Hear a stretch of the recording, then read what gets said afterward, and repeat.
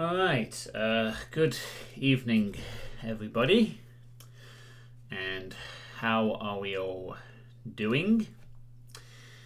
And it is indeed time for more Virtues Last Reward. Continuing on from yesterday's stream, where we started going down the middle path a bit more and solved some puzzles, etc, etc.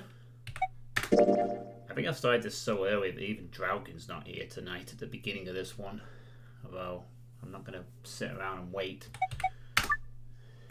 I got too much to get on with, you know. So we resume sort of mid-conversation here with Mr. Dio, to give you a bit of context for what I did yesterday.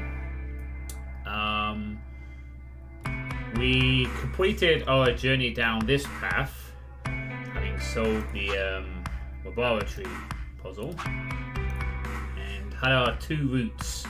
One led to an ending where Kay disappeared to help Quark, forcing a game over, and the other one is another walk, which is where we are down to where we're penalized and we're going to die, but apparently there's a way to reverse the 5 minutes of life. So yeah, that's another walk. And then we went down this path on the blue door and solved the PEC, or the pressure exchange chamber puzzle, and got all we need from that. We have also unlocked this route, which was previously locked because we've taken this path, because we now know there's a way of, well, possibly, I guess, duplicating the medication or something, or whatever. But anyway, we'll get to that later. We're currently going down this path where we have chosen to ally on the next round of the AB game. And now we're dealing with the aftermath of that decision, which was, well, Clover tried to manipulate us to choosing Betray so that she would have 9 points, and we agreed to ally with against Tenmyoji, and that's what we chose this time. So now everyone went to take care of things. Quark has his antiviral, Alice has disappeared after the results, so now we're just sort of milling around a bit. So this is where we're up to at the moment.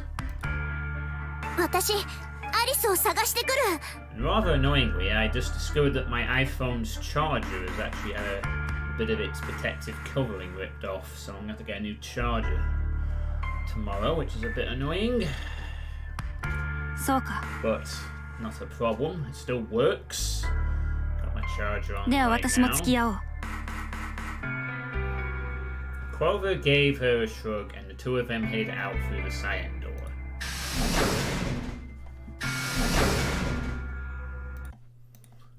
Yep, sorry, just saying some notes up here.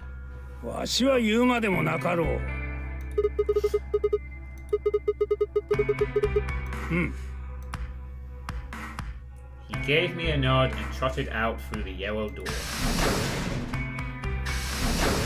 And off he went. That left only 3 of us, Dio, Kay, and myself. 俺はそうだな。ラウンジにでも行って一杯引っ掛けてくるかな。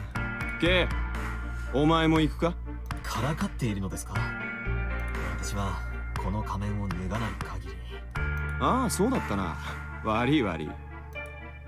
じゃあ俺は失礼させてもらうぜ。With a lazy wave of his hand, Dio slouched off towards the magenta door. It took me a moment to realize Kay was following him. おい、なんでついてくんだよ。勘違いしないでください。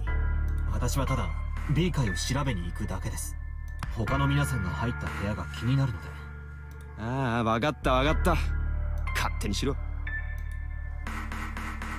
Their conversation ended as they reached the door and stepped through it.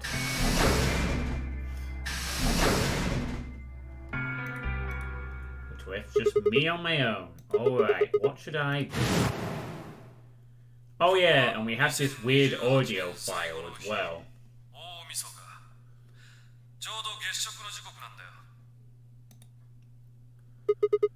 Of course, I need to get the rest of that story out of Tenmyoji. The words were scarcely out of my mouth before I set off at a dead run down the hallway and toward the infirmary. Ah yes, and we also found out that Tenmyoji was behind a group that was setting up a simulated site for Mars launches. They didn't have time to tell us the rest. The room was completely empty. I edged forward and peeked around the partition. There he was, Tenmyoji. He was standing next to Quark, apparently oblivious to my presence, looking down at something in his hand. A picture? I must have made some small noise because he suddenly looked up, saw me, and hastily shoved the photo back into his pocket.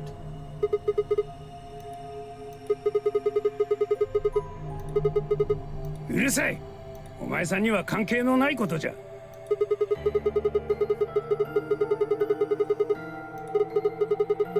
写真一枚ごときわざわざ申告するまでもなかろう。出て行ってもらった。しばらくクオークと二人きりにさせてもらいたいと頼んでな。で、お前さんは何しに来たんじゃ？続き？何のことじゃ？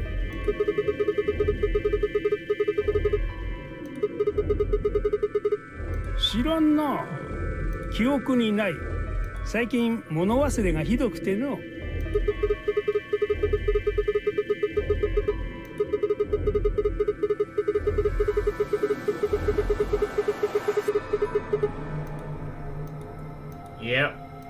本当に知りたいのか？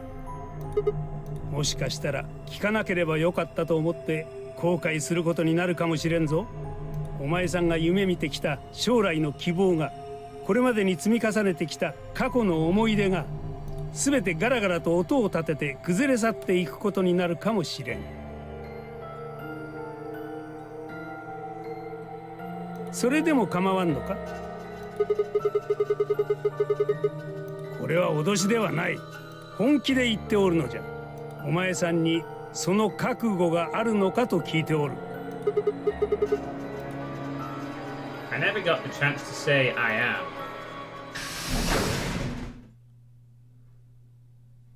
Before I could, fire exploded into the room, her face a mixture of anxiety and fear.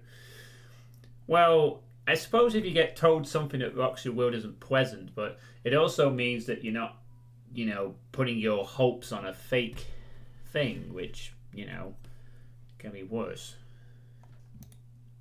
よかった。ここにいたんだな。ハリスが。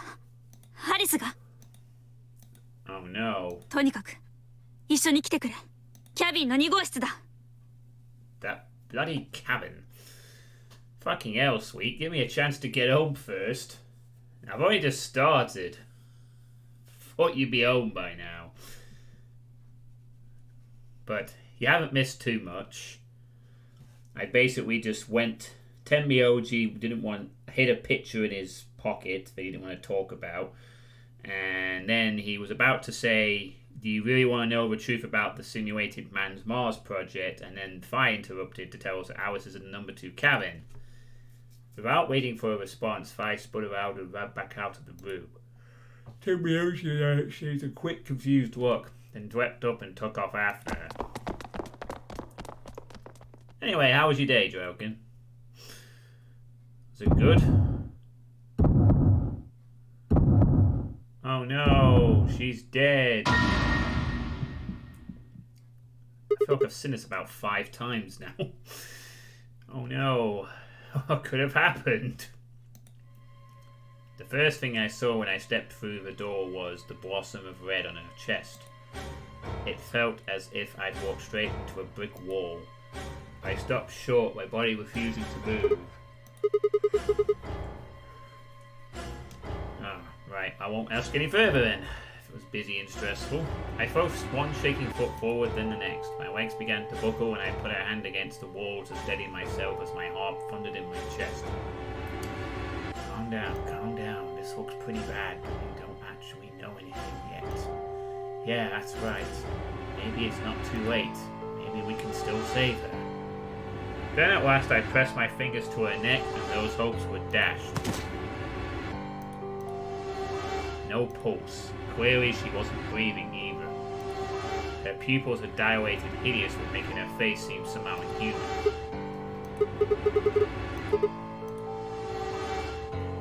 Then I noticed it. All the blood must have distracted me, but now I saw that there was a scalpel buried in her chest. Judging by the position of its handle, she had been stabbed through the heart. I felt a sympathetic twinge of pain in my own chest, and my stomach lurched. Bile and hopelessness rose up in my throat. I stood, hands balled tightly into white-knuckled fists, and took a deep breath.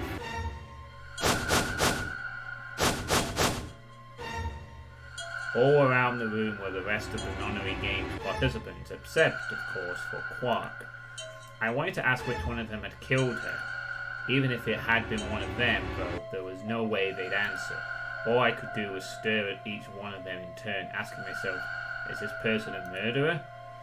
The looks they traded with one another suggested that I wasn't the only person wondering if they were standing next to a killer. But she wasn't, but she killed herself. We know this from the Radical 6 stuff that we've read. An unsettling silence filled the room. Clover was the first to speak. やったのは誰？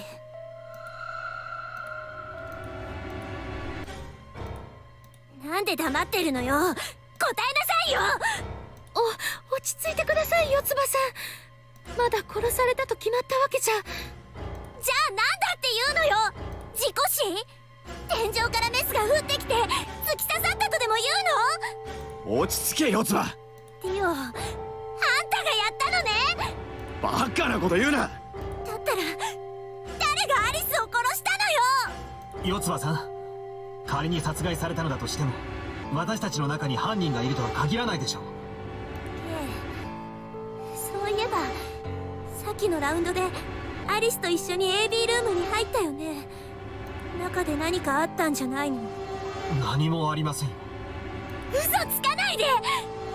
何もないのにアリスが突然私の前から姿を消すなんてありえないよ。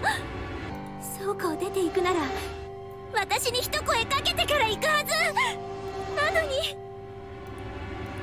なあ四葉、さっきルナも言っていたが、まだアリスが殺害されたと断定するのは早いのではないか。この死体の様子を見てよくそんなことが言えるよね。どう考えたって殺されたに決まってるじゃない。ああ、そっかそういうことか。みんなグルになってるんでしょ。6人全員でアリスを殺したんだ。だからそんな風に他殺じゃないとかなんとかって。四つ葉、いい加減にせんか。分かったよ。だったら殺されたんじゃないっていう証拠見せてもらえる？10秒以内に見せてくれなかったら私はあんたたちを、ここにいる全員を皆殺しにしてやるから。アリスの胸に突き刺さってるメスを引き抜いてね。 And she has previous for this. So she's dead serious. 9、8、7、四つ葉さん。6、5、 Are we gonna tell about the? Are we gonna tell about the Radical 6? 3、2、1。We can tell her about the Radical 6 suicide thing.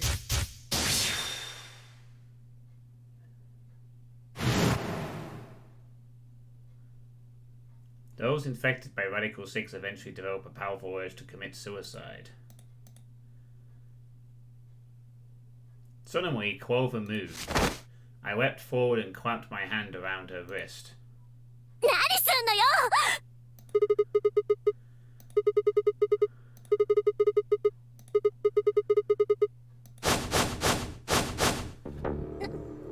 Achievement unlocked. I can't believe it's not murder. That was an achievement? Okay. アリスが自殺なんてするはずないじゃない。メスなんていつどこで手に入れたっていうのよ。You broke that lock. Yeah, I mean that was this was a lock that would have been broken on this very path because we got the journal. Or was that the different path? Oh no, wait, hang on, no, maybe we didn't actually. Because that was the lab run, this is the peck run. Alright, cool. Yeah, you're right. そういえば AB ゲームが終わった後、誰かが医務室に。それはわしが訪れる前のことか？そうです。でも姿を確認する前にその人はすぐに部屋を出て行ってしまって、今思えばあれがアリスさんだったのかも。可能性は高いと思います。嘘だよ。嘘に決まってる。だったら動機は何？どうしてアリスは自殺なんか。何よそれ。Yeah. Hey, Guru. How you doing? ウイルスと自殺に何の関係があるのよ。でたらめ言わないで。だったら証拠を早く見せてよ。さっきから言ってるでしょ。10秒はとっくに経ったんだから。証拠がないなら私はみんなを。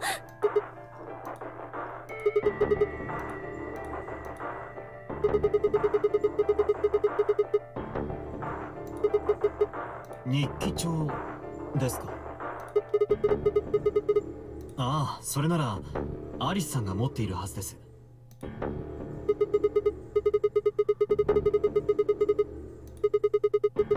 わかった。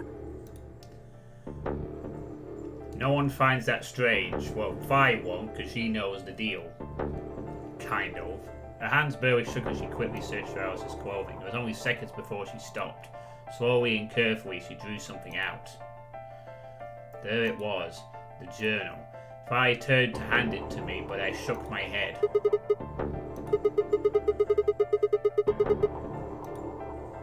She cocked an eyebrow at me and flipped the small book open.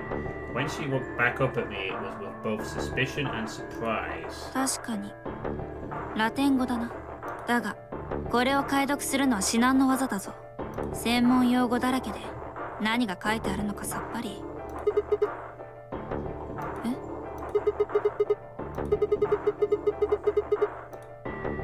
Vi's frown deepened, but she did as I'd suggested.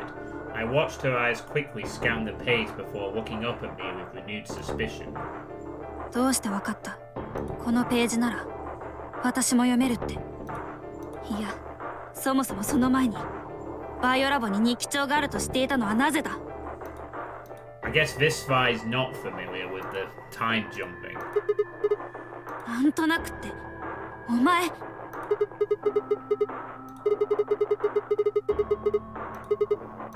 え？あ、うん。わかった。それじゃあ訳していくぞ。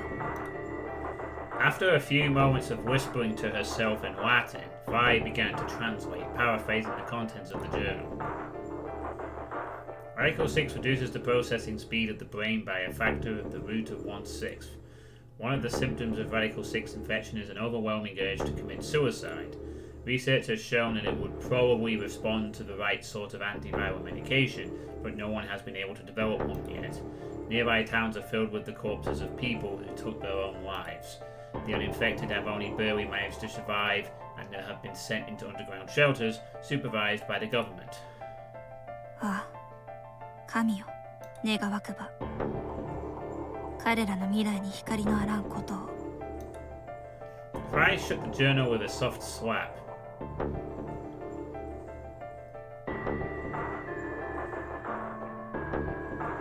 A sickly silence drifted through the room. The newspaper article, the recording, the conversation with Tenmyoji, and now his journal entry. There was no more hiding from the truth. The pandemic had already happened.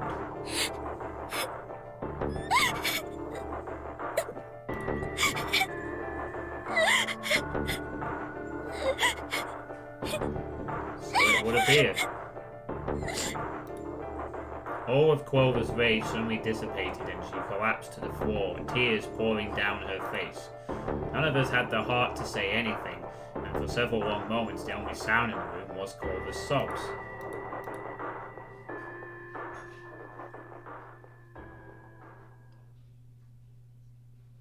おい、まずいぞ。そろそろ白の第一扉が開放される時間だ。How did all that take 40 minutes? 悪いが、アリスのバングル拾わせてもらうからな。こいつがないと俺とファイは白の第二扉を開くことができない。アリスのバングルは私と同じ紫色のペアだったのか。今さら気づいたのかよ。As he spoke, Dio grabbed the bracelet off the floor and dropped it into his pocket. ところでルナさんのバングルの色は？私は水色のペアです。四つ葉さんと同じですね。すると次の CD を開く際には赤のそろばんである私と組むことになります。そうみたいですね。四つ葉さん、行きましょう。生き残ることもアリスさんのためですよ。この場に留まり続けていてもアリスさんの無念を晴らすことはできません。ですから。Firing words, 分かったよ。 Luna. アリス、この事件の真相必ず突き止めてみせるから。ゼロボスの正体も暴いてみせる。だってそもそもこの施設に閉じ込められなければアリスがこんな風になることはなかったはずで。ってことは要するにゼロボスがアリスを殺したのも同然で、だから私絶対に待っててね、アリス。Clover stood up and rubbed her hands roughly over her eyes, smearing tears across her cheeks. Then, with a determined frown, she strode out of the room. さあ、時間がない。私たちも行こう。お前さんたちは先に B 階の倉庫へと向かってくれ。わしとシグマは医務室に寄ってから後を追う。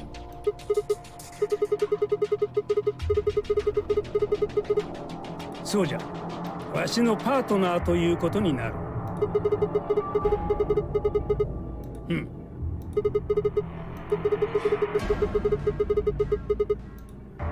では行きましょう。 Alright, so the game continues.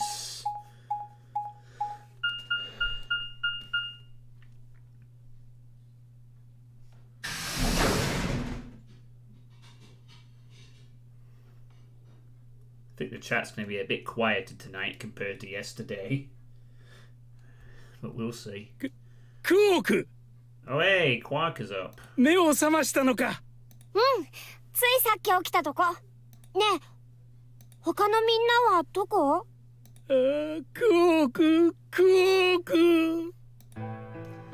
Tenmyoji's entire body shook with emotion as he drew closer to him. He cautiously laid a trembling hand on the boy's shoulder, almost as if he were afraid Quark would disappear in a puff of smoke the moment he was touched. When Quark proved to indeed be corporeal, Tenmyoji let out a cry and threw his arms around him. どうしたの？じっちゃん。なんでもない。なんでもないんじゃ。気にするな。でも。 He seems to genuinely care for this kid. Quark gave him a puzzled look. Tenmyoji didn't even notice. His face was a mixture of happiness and relief, and I could see tears twinkling from the wrinkled corners of his eyes. All traces of his usual gruff stoicism had vanished. I didn't want to interrupt such a happy reunion, but we were running out of time. Still, Tenmyoji deserved a few minutes. I left them alone. At last, Tenmyoji seemed to recover and shifted from an embrace to a protective arm around the shoulder. それで具合の方はどうなんじゃ？具合って別になんともないけど、僕何かの病気にかかってるの？いや、そうではない。大丈夫ならそれでいいんじゃ。すまなかったな。お前をこんなことに巻き込んでしまって。なんで謝るの？すまん。また謝った。じっちゃんらしくないよ。ねえ、そんなことよりもさ、他のみんなはどこにいるの？シグマさんはさっきからそこにぬぼーっと立ち尽くしてるけど。I gave him a nervous smile and explained about the white doors. I got the feeling Termites didn't want Quark to know about Radical 6, so I avoided any mention of it. Alice's death was something I also left for later. Probably a wise decision. Both parts there. それじゃあ僕、次はじっちゃんとシグマさんと同じチームになるんだね。そうじゃ。それで、その白の扉っていうのはいつ？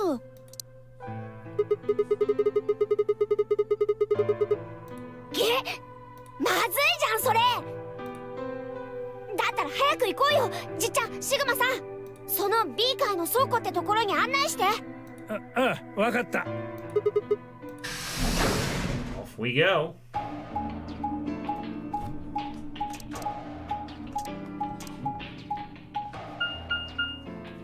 Shame you can't skip a few more of these transition sequences and speed them up. To be honest, but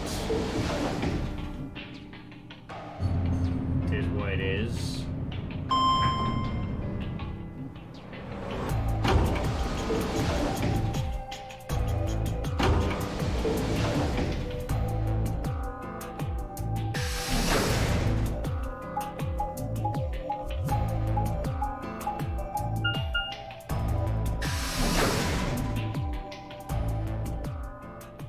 Warehouse B.「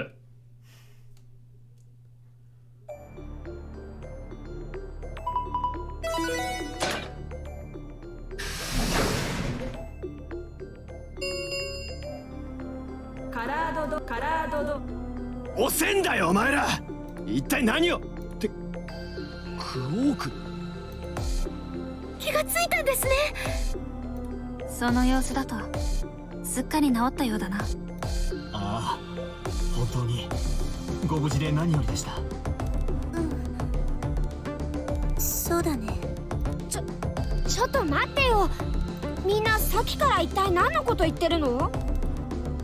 I looked out at the others from behind Quark and held a warning finger up to my lips. There were a few momentarily raised eyebrows and some nervous coughing as everyone suddenly fell silent. What? From Quark's perspective, it must have seemed especially odd. とにかく時間がありません。早速ですが、第一扉の奥へと入りましょう。じゃが白の扉は3枚ある。今回の扉の色は3枚とも全て同じです。ですからどのチームがどこに入らなければならないという決まりは特にないのだと思います。だったらファイ、俺たちは真ん中の扉に入ろう。どうして真ん中なんだ？端っこは外れくじが多い。真ん中がいいに決まってる。その理屈には全く同意しかねるが、まあいいだろう。中央を拒む理由も特にないしな。じゃあ私たちは左の扉へ。いいですか、ケンさん、四つ葉さん。Kane and Quark only nodded. ならばわしらは残った最後の扉、右側の扉に入ることになるね。みんな異論はないな。よし、それでは行こう。Let's 急げ go. ファイ、扉が閉まるぞ。分かっている。私たちも行きましょう。ルナさん、四つ葉さん。はい。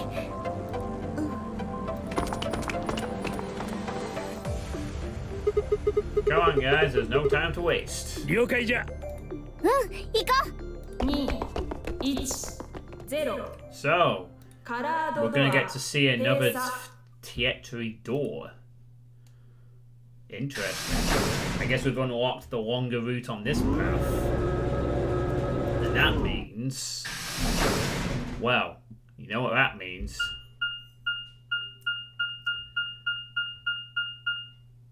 Ooh, the director's office.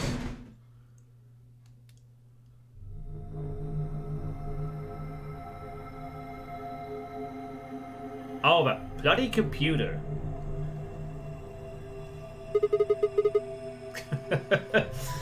That bloody computer with the passcode that we're supposed to know but we don't.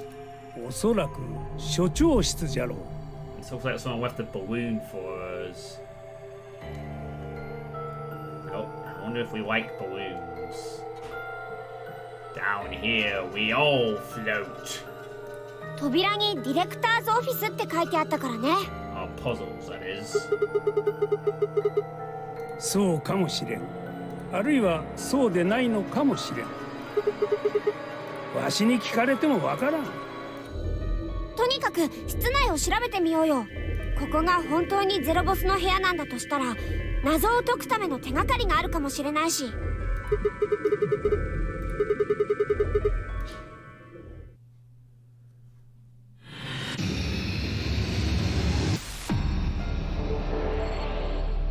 That's right, it is puzzle time.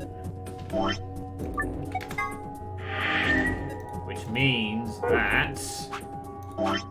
Yep. Just like with this one, we've uncovered a second hidden path. Which means there's going to be another one on the right-hand side to account for the third Teatry door. And this one branches... Oh wow, this one branches off a bit deeper than that one. So here we are.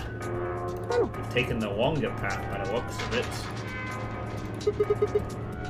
Let's get cracking, shall we? See how long it takes you to solve this one.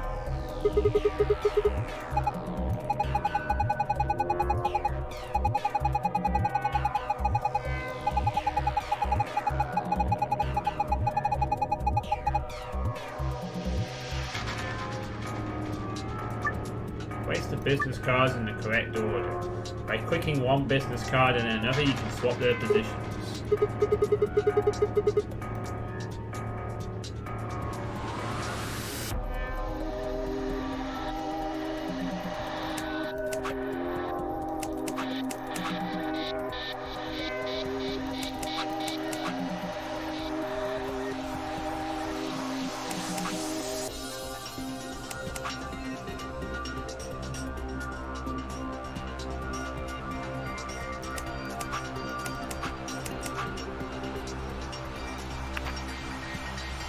Oh, what?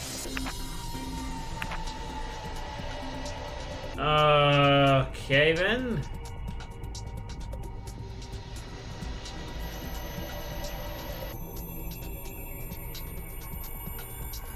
So it has nothing to do with the names on there, it has everything to do with what's on the back.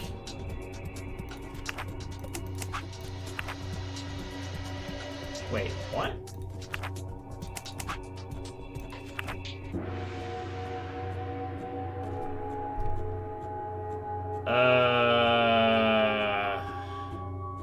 Right. So changing their positions doesn't change the back of them, it looks like. Oh wait, yes it does. What the hell?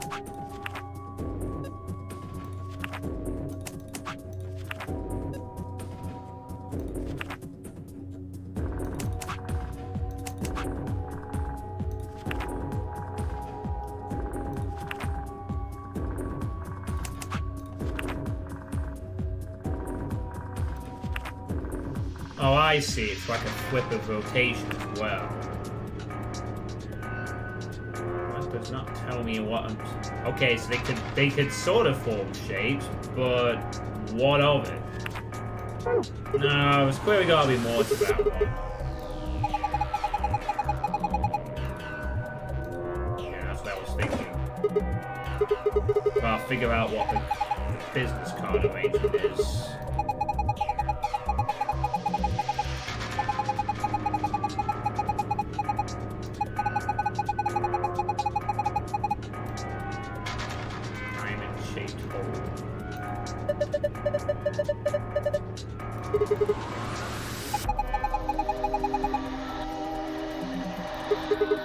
It's eating the sun.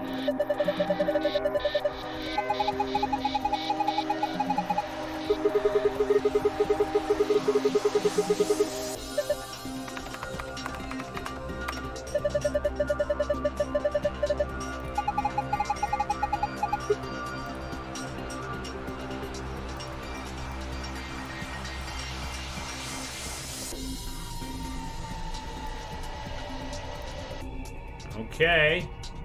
What's this?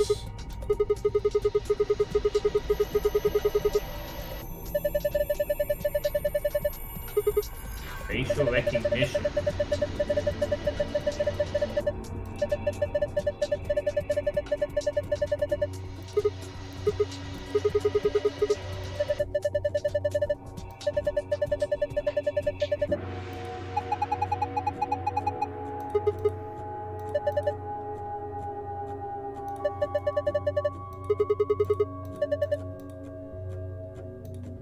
Right, so that's powered down.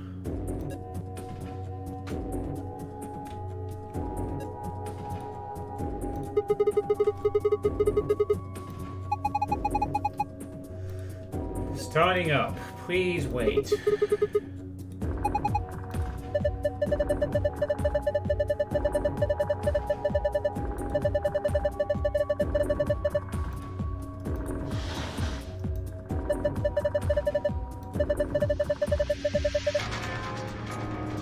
Yen Perez, 20 euro reserve.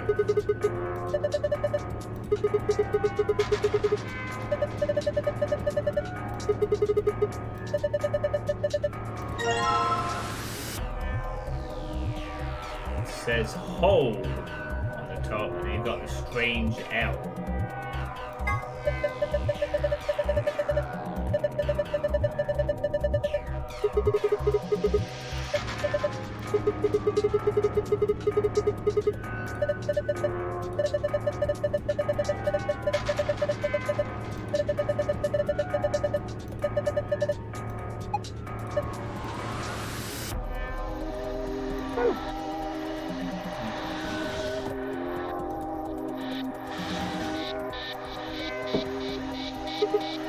Oh, I didn't think that would happen.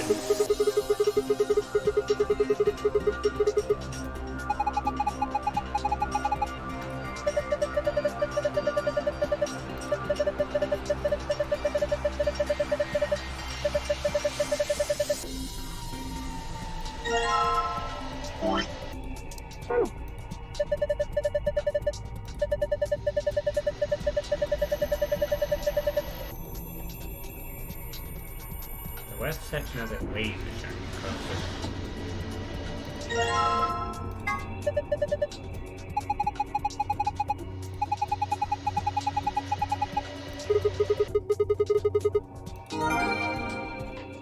World map. Okay.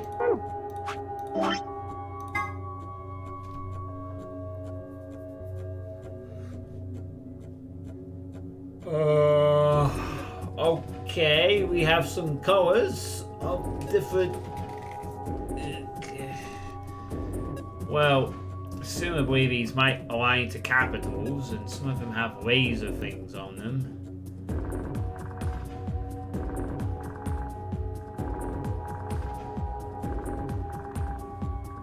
Wait, these colors are similar to the ones in the PEC that we did yesterday. Oh, I don't think the connections are the same necessarily. Well, it's there. And a balloon.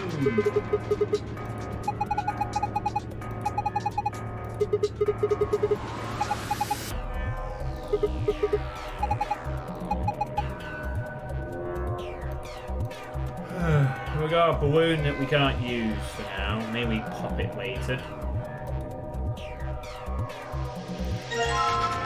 Slingshot.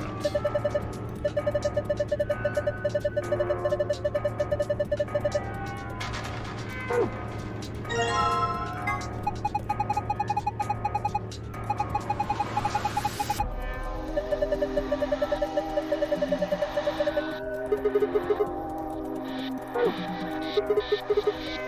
L's on this piece of armor too.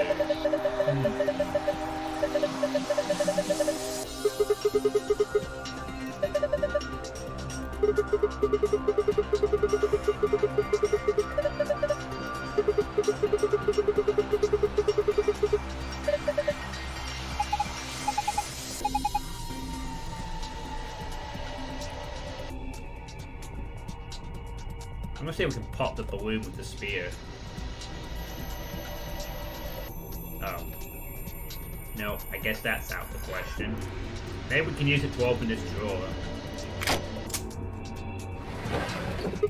There we go.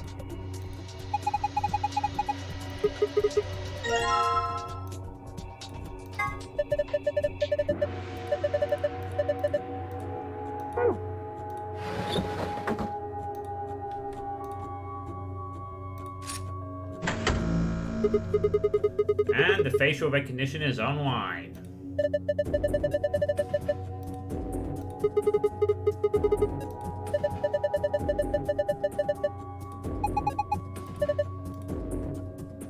Damn, none of our faces work.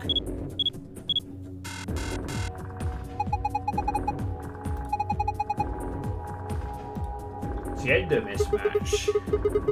Ah, so it wants a female face.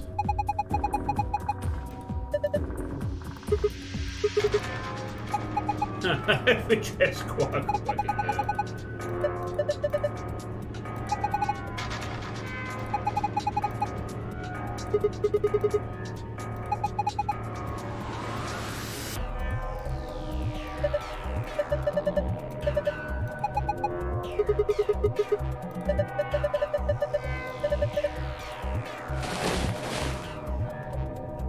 How long has he had that in his pockets? Let's not do that, Draukin. It looks like a piece of paper. No, it's a picture. Oh yeah, I remember him looking at that in the infirmary. I guess it's worth a shot.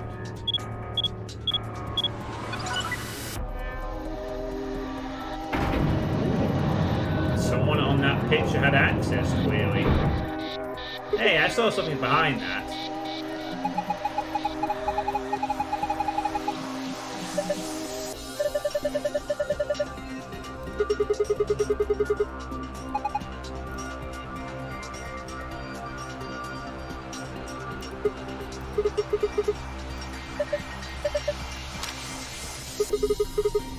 She's just a...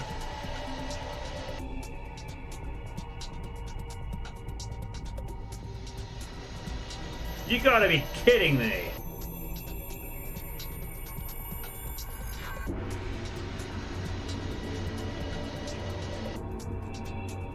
What the fuck? He has a picture of Akane. The young Akane. And that passed through the...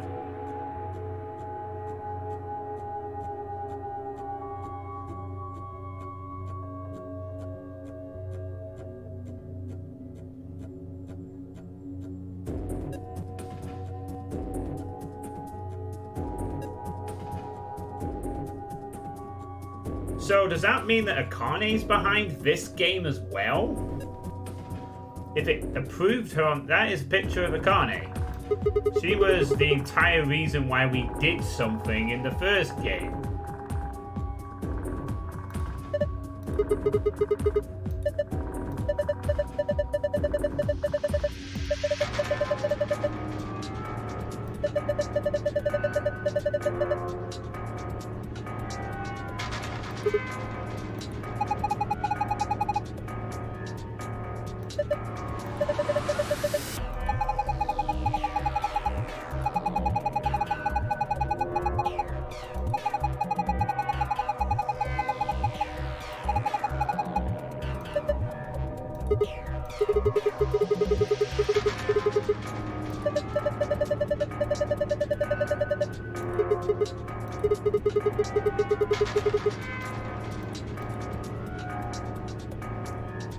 So he has a picture of Akane and he says he's been looking for her for a while.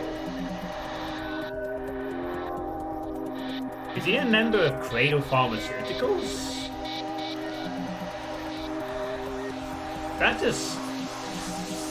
I mean, the fact that that was the picture that was approved, you know, a picture that he had that was part of the puzzle that happens to be of Akane, who was the entire instigator for the previous nonary game, and now seemingly has access to secret stuff in the director's office. I mean, Akane would probably be, what, quite a bit older by now, depending on whatever year this is, which we don't know yet.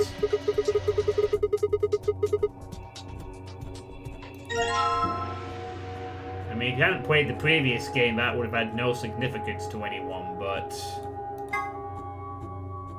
Holy crap. Could Akane have also been behind this one? Is she trying to do a similar trick, but in relation to Radical 6 instead of her own death?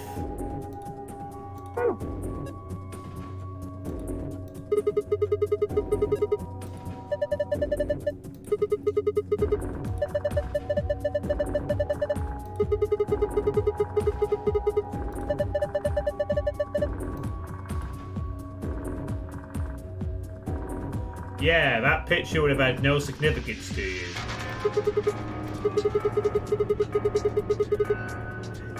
Then you would have been like, oh, it's a girl called Akane, whatever. Wait, why has it got a target on it now?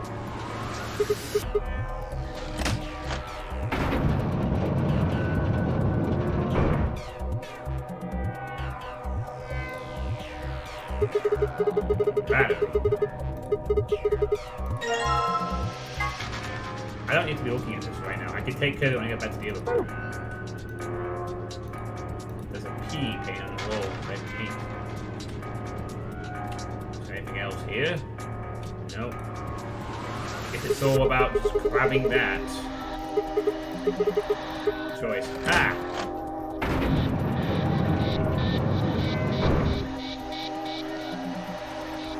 Okay.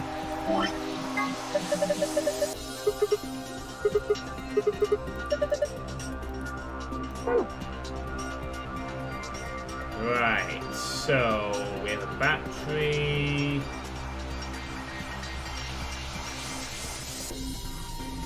Maybe that goes in the keyboard.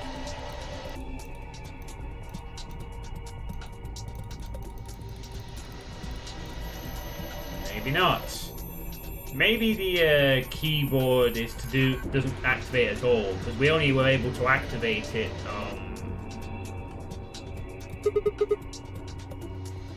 in a security room. The only other time we'd ever got to these doors previously. A Roomba.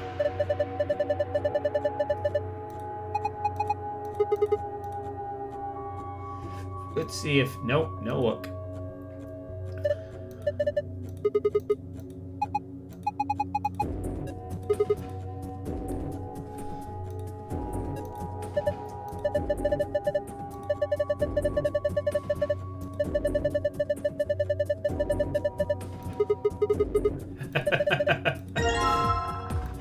Cheap brandy.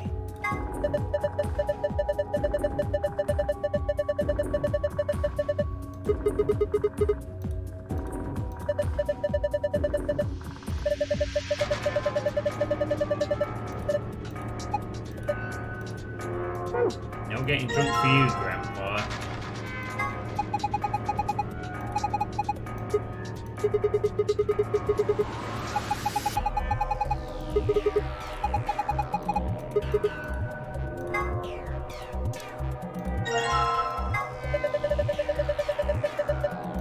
Easy enough. Enter a 4-digit password, then press the enter key on the right. I don't have a clue.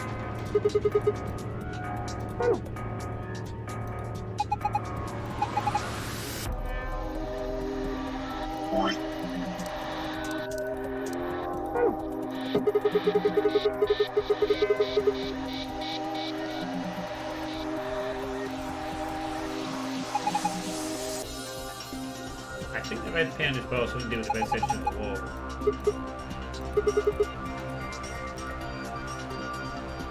Can we take it off? Nope. I guess we leave it there for now. Philosophy books. No shit.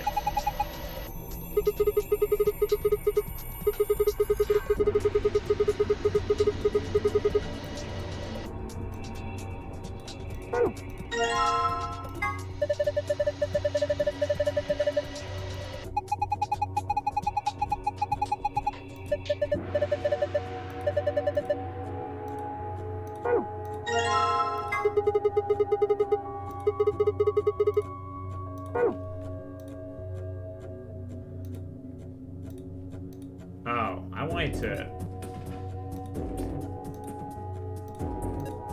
The paint on the bottle and the red part of the wall might be connected to my blurry tell from this angle, let's see.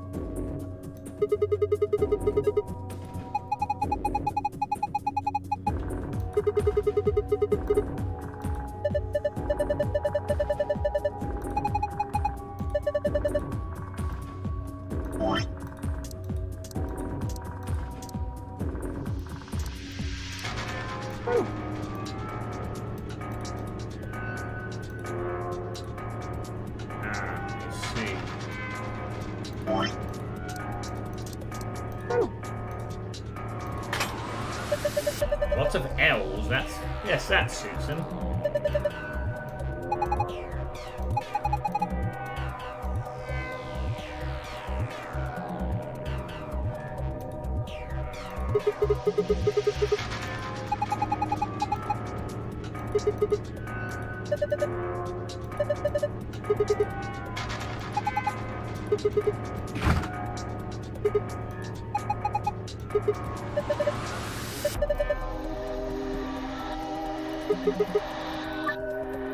Oh no, this again. Oh, gotta do another one of these puzzles. I guess that's what this map's for, to indicate what we're supposed to connect together. Okay, green to pink, purple to yellow, white to light blue. Yay! I just can't escape from these goddamn puzzles. Fun, fun, funnity, fun, fun.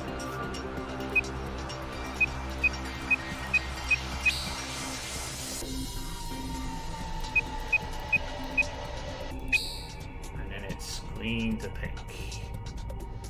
And we already fucking lost. Fuck.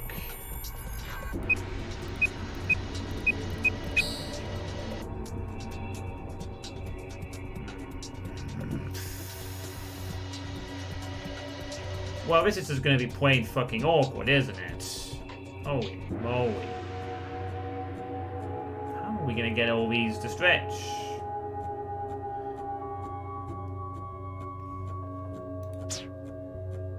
It's like I gotta find the most convoluted way possible to connect these all up.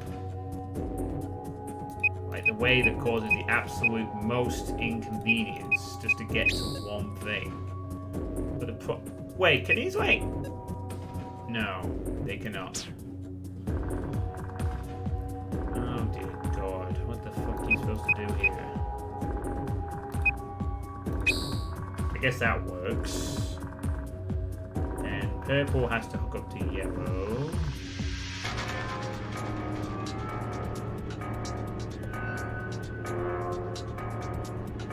And pink has to hook up to green.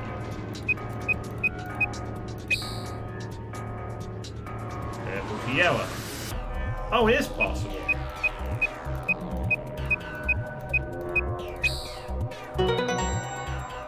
Alright, we got it. Excellent. Good thing we had the practice of that last night. Now let's pop into the safe, shall we? Yeah, $100 billion. Probably more likely.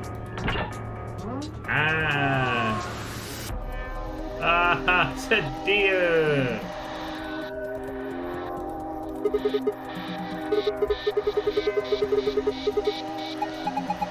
Is that a fine deer? Oh, god damn it, Sketch. Quark does the pun and then you do the pun. How you doing, Sketch? Probably. 2 pieces of paper. Page 1 of the business card. Page 2 of the business card. The deer's looking at me, Grandpa. Oh, it's just a fake. It's gonna start laughing in a minute. It's gonna be like... Oh my god, is that a deer? Come on, let me see your face! Why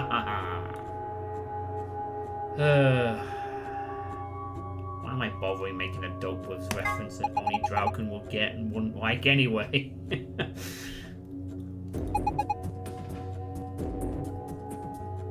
Yeah, I know. Only us will get that inside reference that was once a popular meme, like in 2009 and 2010. The good times.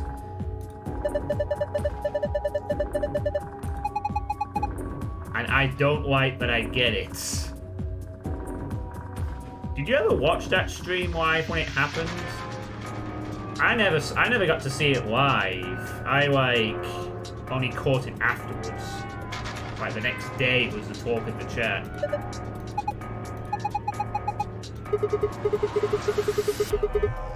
Nah, I watched Evil Dead Evilish or something else.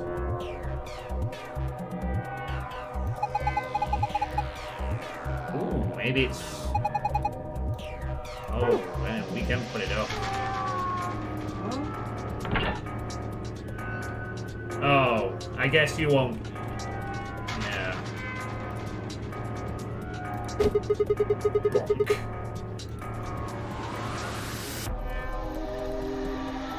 It says E.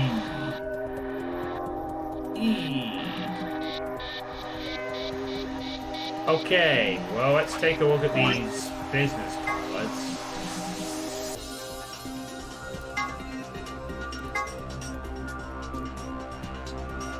I guess they're placing out an order for me. Oh god. Okay, fine. Fine. And alright. The women are requesting the following positions. Carol on left, and me above. Ellen above Anne. Sophie very right. Paul Allen business card something. Kate next to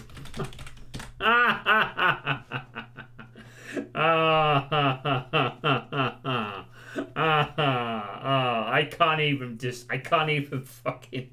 I'm not allowed to say why I can laugh at that. Oh, is it a movie? Yeah, no. I guess I could just link you the video sketch. You won't get it. But if you just look at this, give me a sec here. Here, I'm referring to this sketch. This is a very old,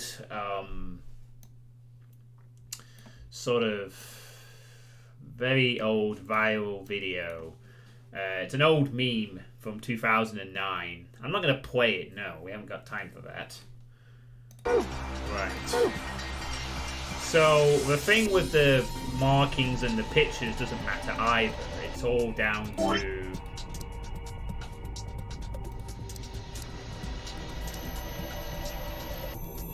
Well, I guess maybe they form a word or something. Right. So what we can do is we can place some of these in the correct positions now.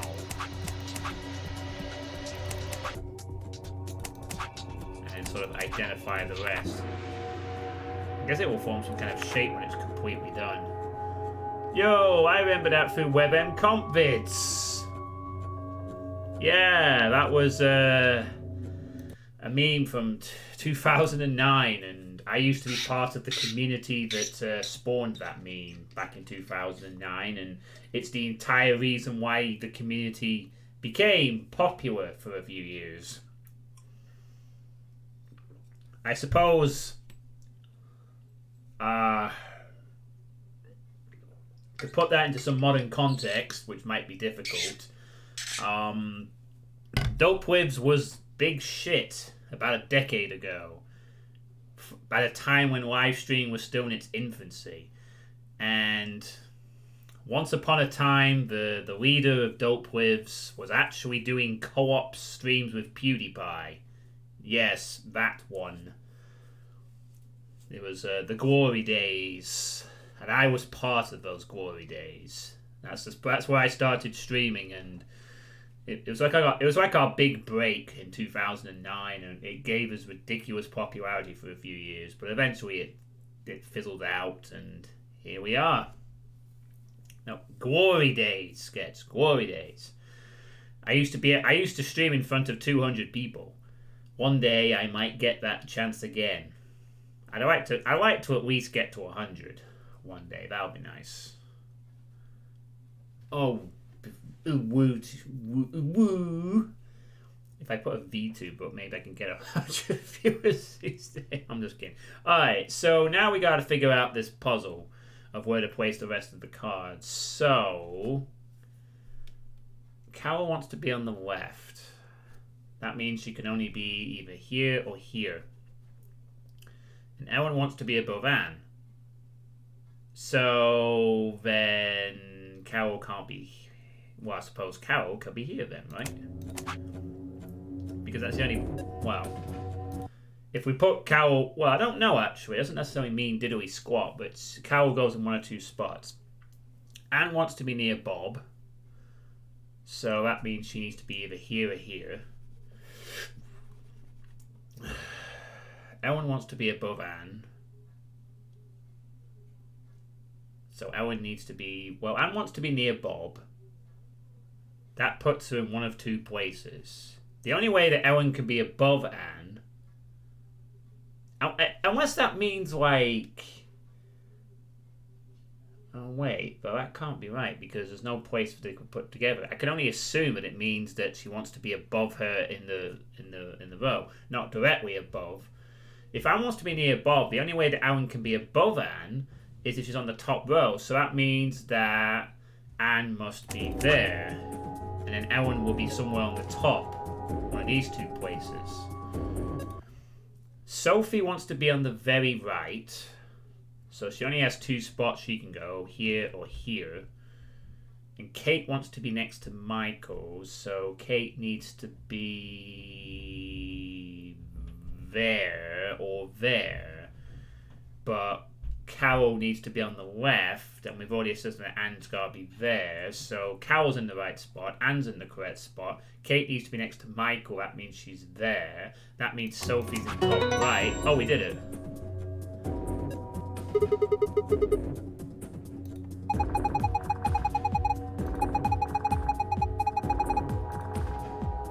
Okay, let's have a look at the back of the business cards. Book 334. Alright, well, that's that. Yeah, it was good times. I still remember them very fondly, Sketch. I remember the Dope Wibs glory days with a lot of fondness. Not least because, unlike nowadays, we didn't archive any of the damn stuff. So all those streams are lost. And I did so many. I mean, I used to stream 3 times a day in the peak. When I was in my 20s, it was scary. I could stream 3 times a day and I beat so many games. So many long games, too. Anyway, it looks like it says book 334. Oh, is that like third book 4 or something like that?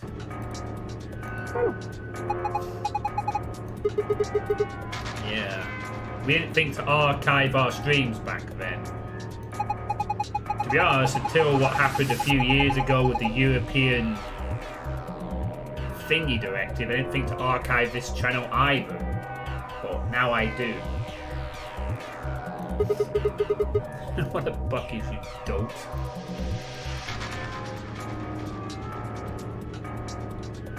So maybe we gotta put the cheap brandy on here. Ah, it forms one of those.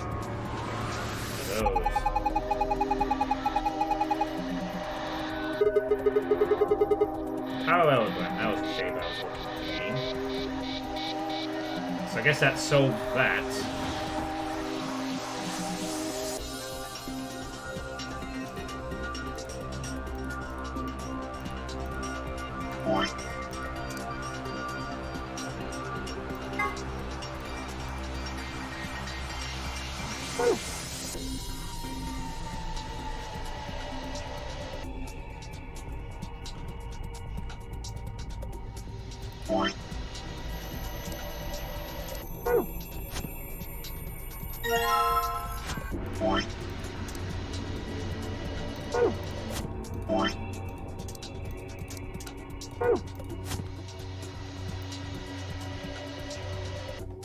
H.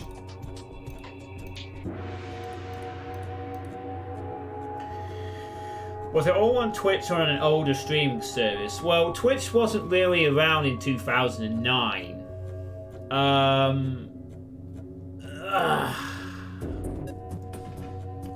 I think it had just started out as Justin.tv back then. But it was on an old website called, well, yeah, Livestream. I'm pretty sure it used to be called Mogulus briefly, and then became livestream.com. I seem to remember a Mogulus, but then again, I don't know if I can trust my memory on that entirely. Yeah, it used to be called livestream.com.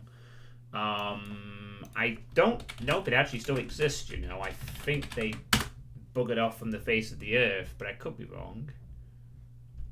Oh, as I say that, there does appear to be a livestream.com. Let me have a look. Oh, this is a Vimeo. This is not the one that we used, or maybe they changed it, or whatever. It isn't the one we used to use anyway. I suppose it could be, but...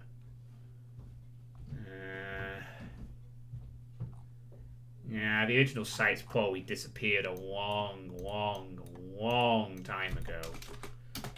Like, it used to be the... Oh, here we go. Yeah. Alright, yeah, this is... I think this is... yeah, here we... Oh, I was right. Yeah, this was... Oh, that's right. This is the place. Wow, I was correct then. Yeah, this is the old site we used to use. It used to be called Mogulus. That was when I very first started. It changed to Livestream. It's still active apparently. Oh, right, okay. It's now it is Vimeo Livestream. They changed the branding a bit ago. But yeah, this was the site we used to use.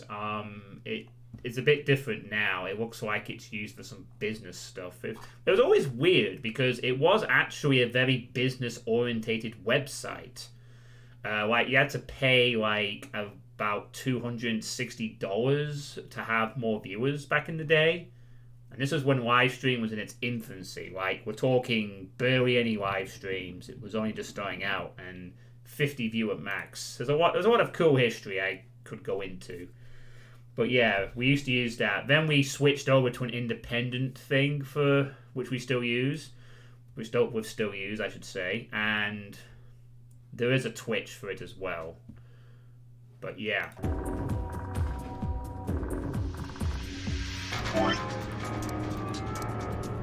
Book 334.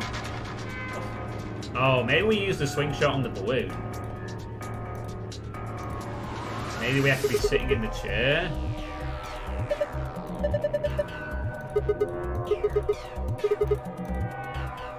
Swing shots.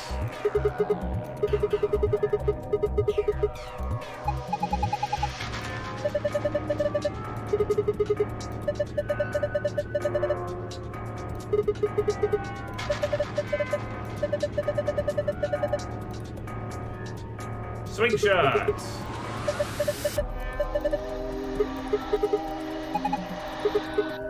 Mind bullets. It's telekinesis, Sigma. Ah, wow. Not expecting the Tenacious D reference there.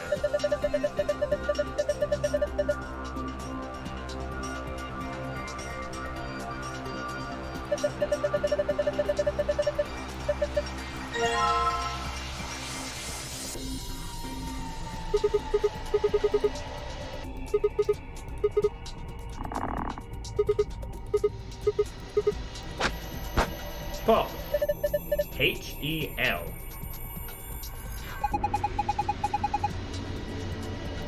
Okay, H-E-L. Help! The bookshelf. Something's off about it.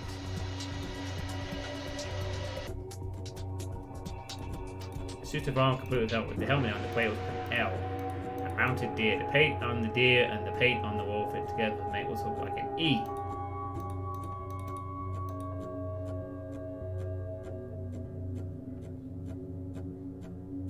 Why is popping that balloon do then? Oh, I can't even walk to the left or right, so that was a thing. Okay, so what exactly? Oh, thought it was to pay for more views instead of like view space. Well, yeah, you got like a premium sort of account, but essentially I think it was about $300 or somewhere about $250 to $300 because back then anyone could use livestream.com for free, but if you wanted more than 50 viewers, you had to pay a lot of money for it. We never bothered with that. We just used the 50 viewer thing and stuck with it. It was very primitive. Moderation was barely existent. People would spam the chat all the time, and the only way to deal with it was to close the chat off for 10 minutes.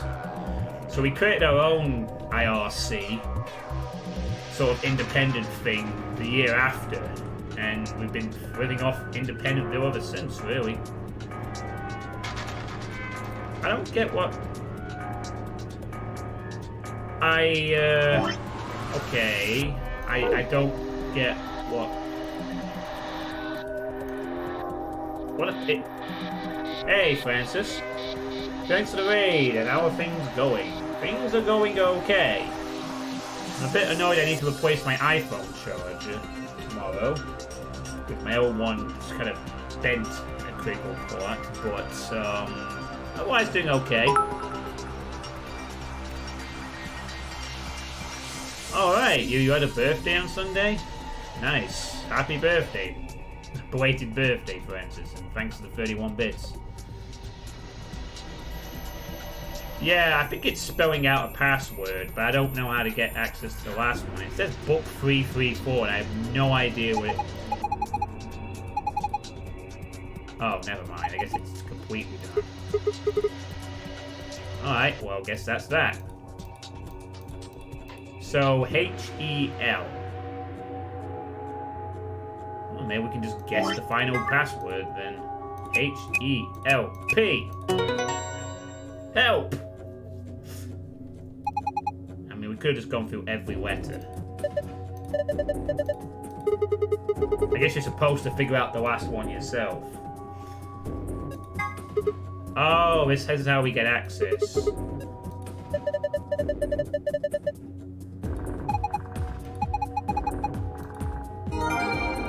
Okay. H-E-L-L. Oh, bollocks. H-E-L... Help. No. Okay, I guess there might be some other thing we need to type in for that.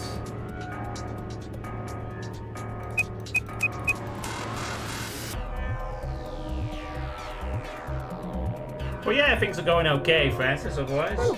Can't complain. Well, we have to pass to get out, but I'm not done yet. So what does this have to do with it, then? This must be part of something.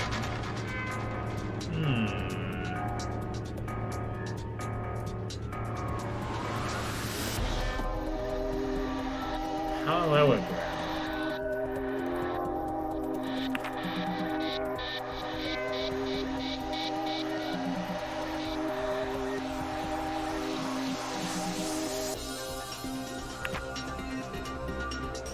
Could it be one of the names of the staff?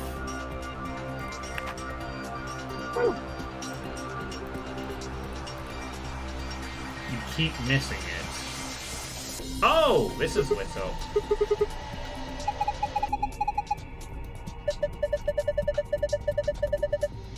Triangle. Move or rotate the triangles and squares to get the shape you need.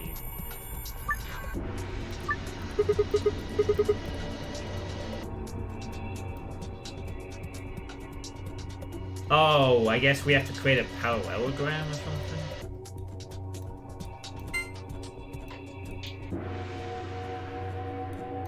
Oh, Jesus Christ. I've never done one of these before. Well, I have, but not for a long time.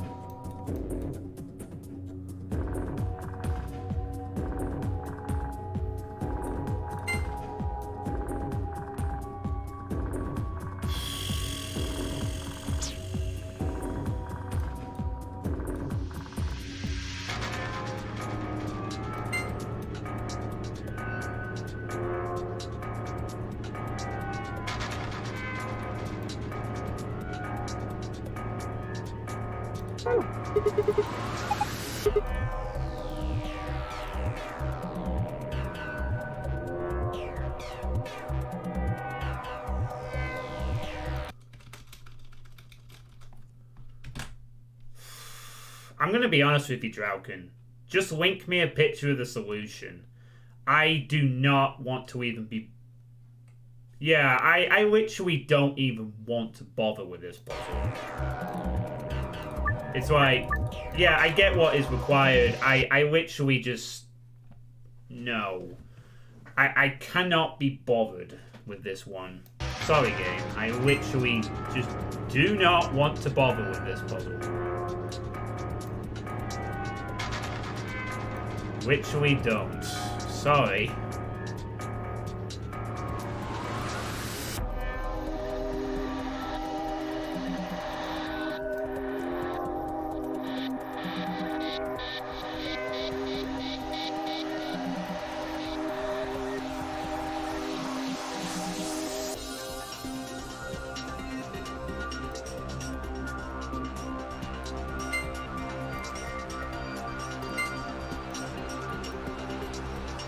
You know, sometimes we just see a puzzle straight away, you're just like, no, I don't think I want to play this one.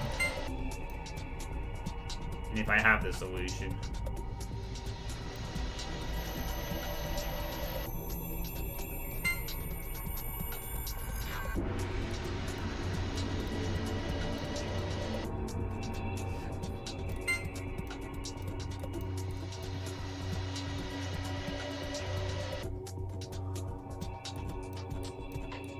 This is so fiddly.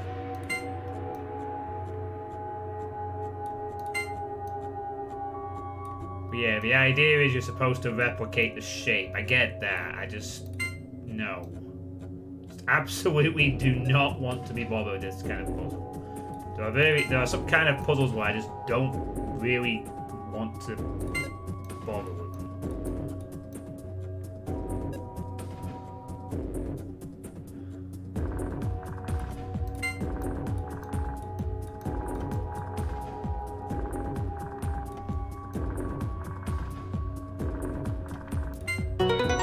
Thank you for that. That saved me a lot of headache. Shut... No, not me with every puzzle. God, no. It's the first puzzle in this game where I actually just straight up want to just know the solution. I like doing puzzles, but not all kinds of them.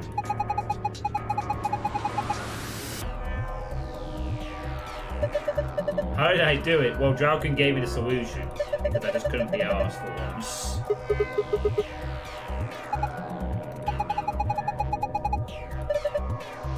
Ew.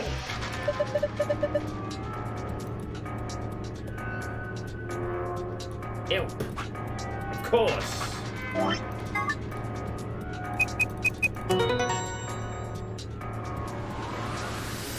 So how old are you now then, Francis, if I might ask?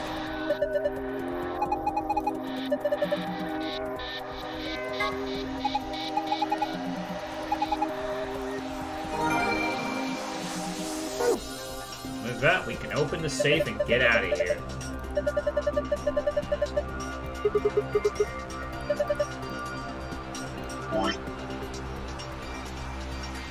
Ooh, we've only got... Wow. We've only got 2 puzzle rooms left after this. The last 2 puzzle rooms remaining.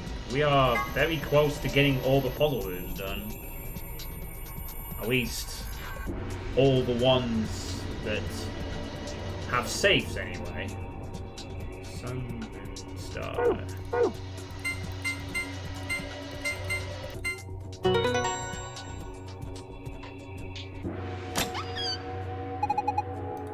Yeah, the finickiness of Poi didn't help as well. I don't think I'm very good with 3D shapes for some reason. Anyway. Now we'll check the other one.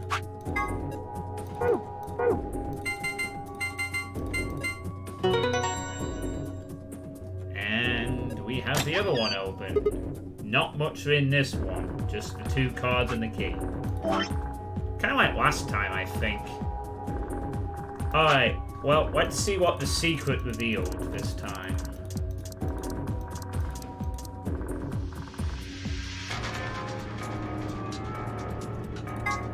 Three different types of card keys generally found in the safes in each room and used to open the AB gate. Without them, you can't open the AB gate to play the AB game, which means you can't gain BP.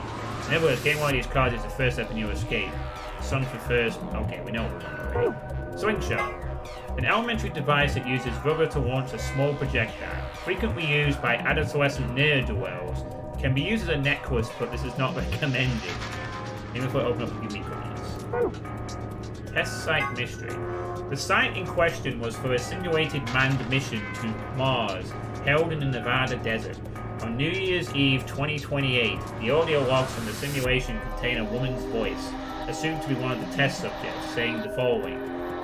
6 of us are dead. Counting myself, there are only 3 left. I guess you could say I killed them. No, that's not quite right. Not just them, not just these 6. All of them. All 6 billion.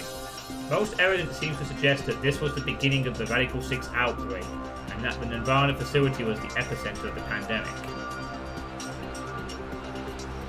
Well, I guess you'd hang it round your neck with the swing parts. But yeah, you don't really see a slingshot used as a necklace. So yeah, the Nirvana test site was the ground zero of the pandemic then. Termites. A general term used to refer to the insects in the epifamily of Termites, of the cockroach order Blattodea. That's right, even though they're sometimes called white ants, termites aren't even in the same family as ants. They're in the cockroach family instead. Also, king crabs are in the hermit crab order, and the remora is in the Perciformes order. Yeah, there's a lot of story in this sketch that you probably won't have... We've only just found... There's a lot to explain. Yeah, as if we're going back to only having 6 billion people. Yeah. What are we at now? We're like 7 point something, nearly 8 billion people, something like that. I think we're about 7 or 8 billion at this point. Why are we mentioning termites? Did a termite cause radical 6 to begin with?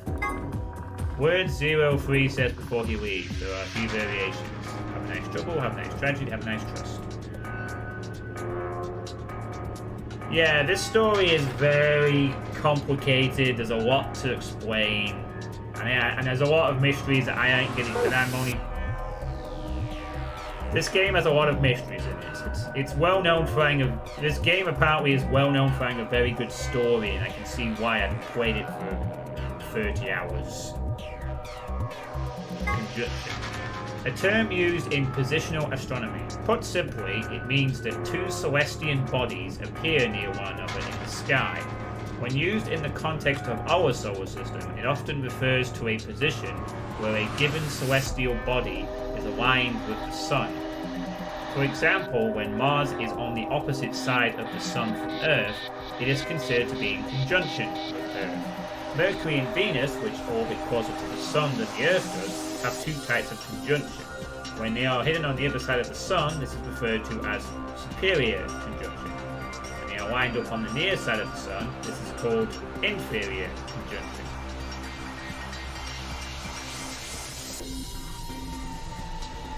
Okay. And a picture of Tenmyoji. This is the photograph that Tenmyoji was holding. The subject is a girl named Akane Kurashiki.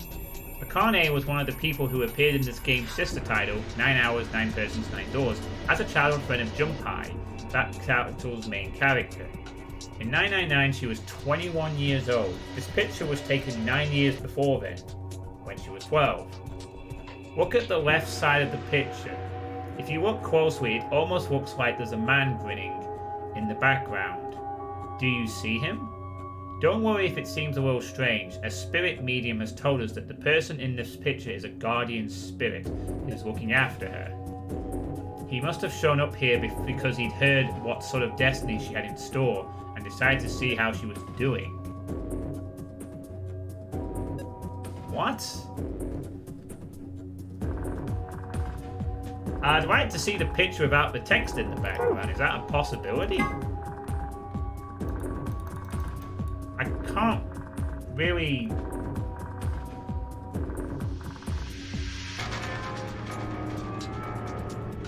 I don't really see... I can't see because of the text. It'd be nice to see the picture without the text in the way, then I can perhaps look for this supposed spirit. Guardian spirit.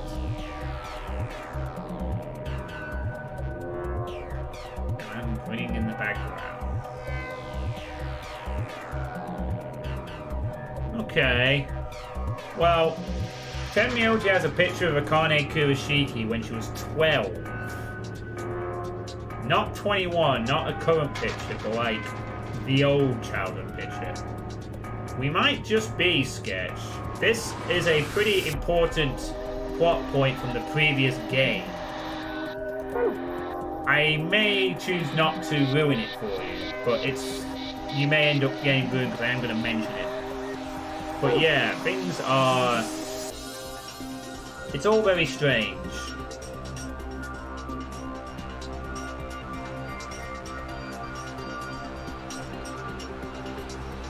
That's like something you see at the end of the first game.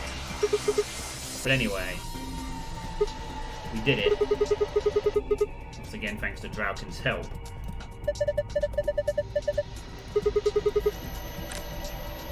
The star card.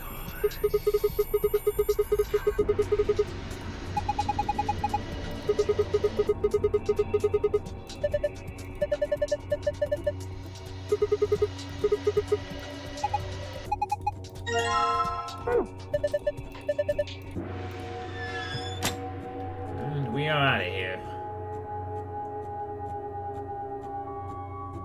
Ignoring that Tangram puzzle, this actually wasn't that bad of a room.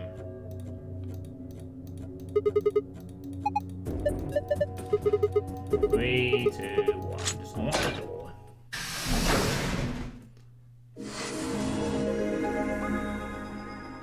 You found it! I mean, we have to be getting close to the end of the game because there's only 2 puzzle rooms left to explore.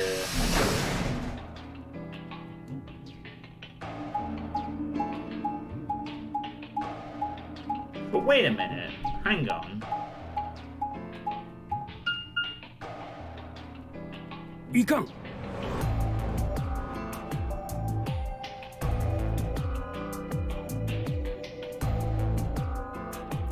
No, that's not quite right. So, 1, 2.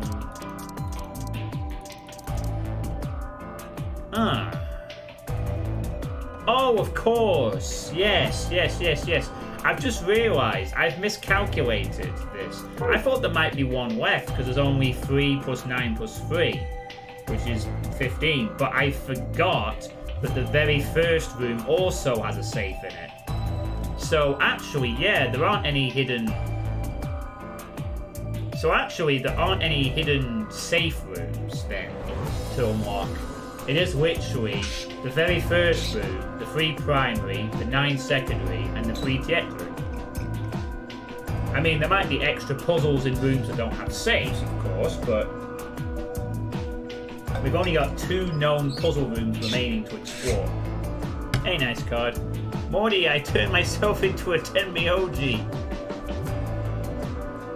Alright then, Sketch. Thank you for tuning in, and best of luck dealing with your allergies.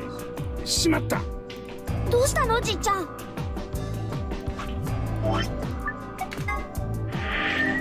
Maybe that 34 hours now. 所長室に大事なものを忘れてきてしまったんじゃ。大事なものって？写真じゃよ。あの写真じゃ。そうじゃ。わしはあれを取りに引き返す。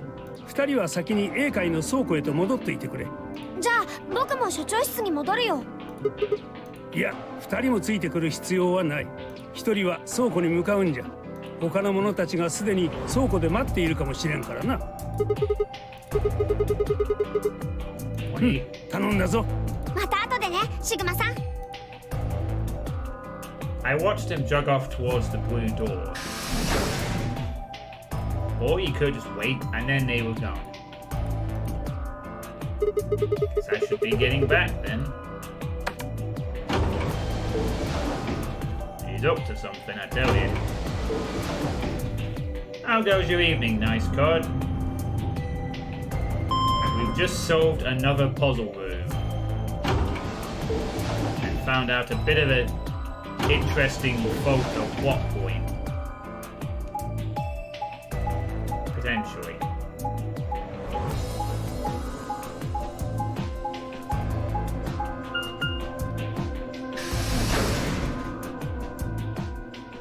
So at this point, we could just endlessly play over and over. We haven't explored that really, because the only other time we got this close, we passed out and then had to put in a key into a computer in the director's office. I stepped into the warehouse to find all the other teams already there. Kane, Luna, Fire and Clover, and Dio. The moment Dio spotted me, he dashed over to the rightmost AB room and slid his card through the reader. Wow, didn't want to wait again. What a shock.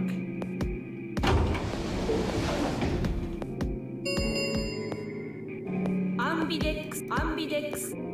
Whatever. As he turned to look at me, I swore I saw a flash of a smug grin. 別に構わねえだろ。今回はシグマが戻ってきたのをちゃんと見届けてからゲートを開いたんだ。勝手な真似とは言わせないぜ。Oh, that's what he was doing. そういえば、2人はどうしたんだ？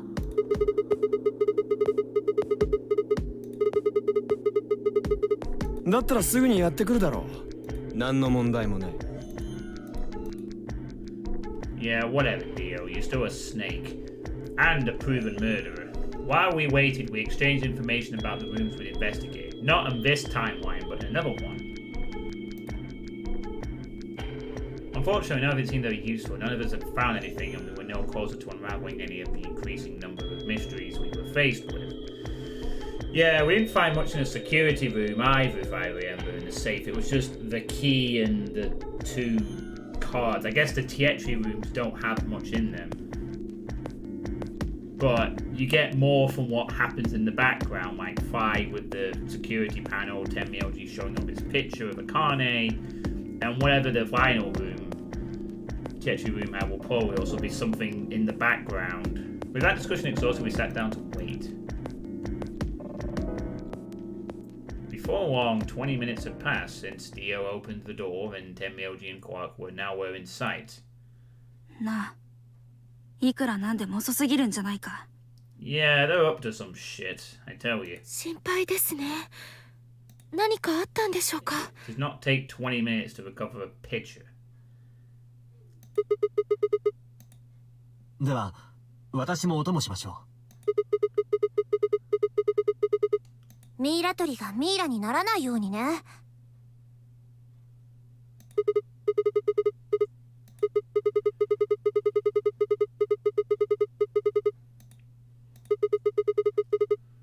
Now, I really would have Kay go with you, but whatever. I gave a quick goodbye wave and stepped out of the warehouse.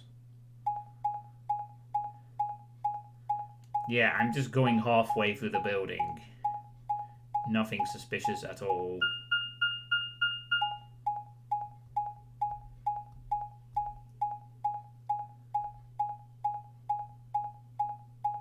It's not that fucking quick, is it? Like halfway through the floor B as well. Are we gonna turn up dead or something?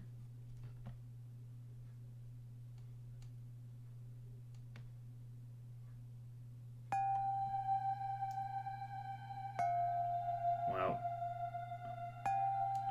Actually, no, they probably just fucking disappeared. Huh? That's odd. There's nobody here. The picture's gone, though. Tenmyoji and Quark must have been here then. I laid out the 4B map. They must have taken the door that faces the warehouse. After that, they probably went for the warehouse and went out the blue door to the elevator. Yeah, that's a much shorter route. On the other hand, I came through the red door, which is the kind of the long way around. Huh. Looks like we managed to miss each other perfectly. Ugh. Well, this was a huge waste of time. Shoot. Might as well head back, I suppose. I'd packed up the map and was headed towards the door when...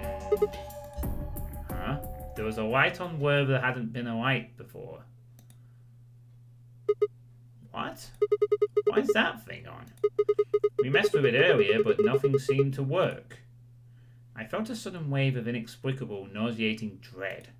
The light stared at me. I swallowed and edged cautiously toward it. Inexplicable, nauseating dread from a light. What is this, a creepypasta reading? Suddenly. The machine was in arm's reach now. I stretched my hand out toward it, slowly. Slowly.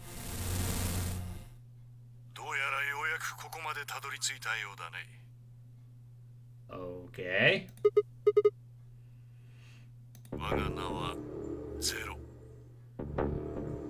Wait, that's Zero? It's got a eye thing. 君たちを閉じ込めたのは他でもない。この私だ。聞きたいことは星の数ほどあるだろう。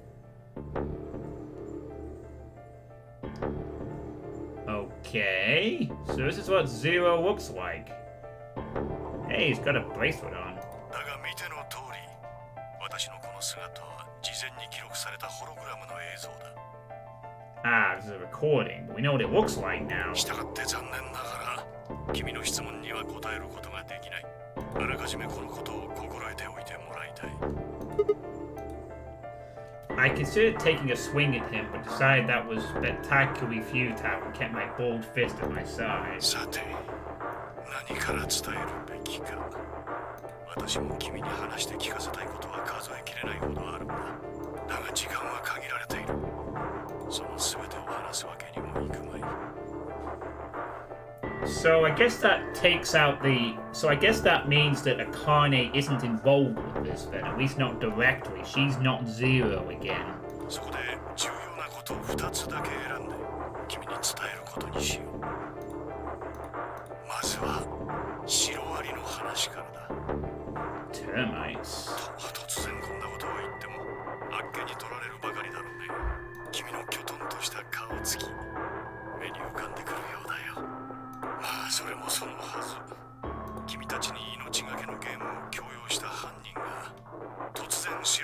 話を始めようというのだからね。拍子抜けするのも無理はなかろう。だがこれは君の人生を左右するほどの極めて重要な話だ。心して聞いてもらいたい。君はシロアリたちの作ったアリ塚を見たことがあるかね。一つの芸術と言ってもいいぐらいの見事な建造物だよ。非常に整然としていて秩序だっている。Okay. ところでシロアリたちはあの建造物を何かの設計図に基づいて構築しているのだろうか。無論そんなわけがない。彼らは遺伝子に刻み込まれたプログラムにのっとってただ単調な作業を継続しているだけだ。おそらくその一匹一匹は自分たちが何を作っているのかさえも分かっていないだろう。しかしそれを観察している人間たちは知っている。そのアリ塚のエレガントな佇まいを、機能美を、見事に計算され尽くした構造を、つまりアリよりも高知な知性を持った存在にしかその構造体の美しさは理解できないということだ。さて、ここで我々人類について考えてみよう。我々はどうして生きている？何のために恋をし、何のために子供を産み、何のために物を生産し、何のために文化を育んでいる。Why do we love and give birth? Why do we create? From where do our cultures spring? Our cultures spring from the concept of imagined orders. The idea that humans can't cooperate with more than 150 people biologically. So the idea of imposing structures that humans can cooperate with were created over years of human society, you know. So instead of being assigned to a group of like your local neighbours and trusting in your fellow hunter-gatherers of the past, you become part of a bigger creation, you know, corporations, towns, countries, national identities, etc., stuff like that. And that's the idea of where cultures came from. They allow humanity to cooperate with each other on a larger scale than would normally be biologically possible.That's what I've learnt from reading those two books by that doctor, a historian. You know, Homo sapiens and Homo Deus, anyway. We love and give birth because it's part of our biological programming to do so. Is that where he's going with this? 我々はただ遺伝子に刻み込まれたプログラムにのっとって単調な毎日を繰り返しているだけだ。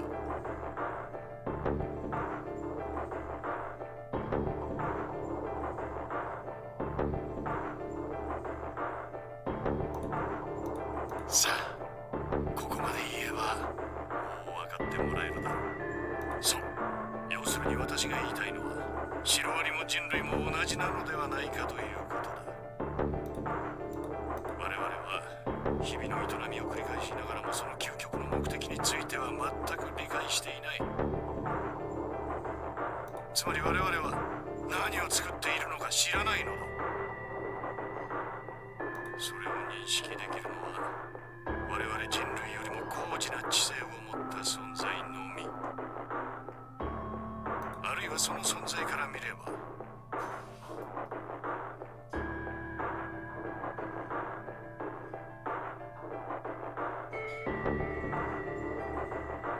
我々人類は何かとんでもなく秩序だったエレガントな構造体を作っているのかもしれない。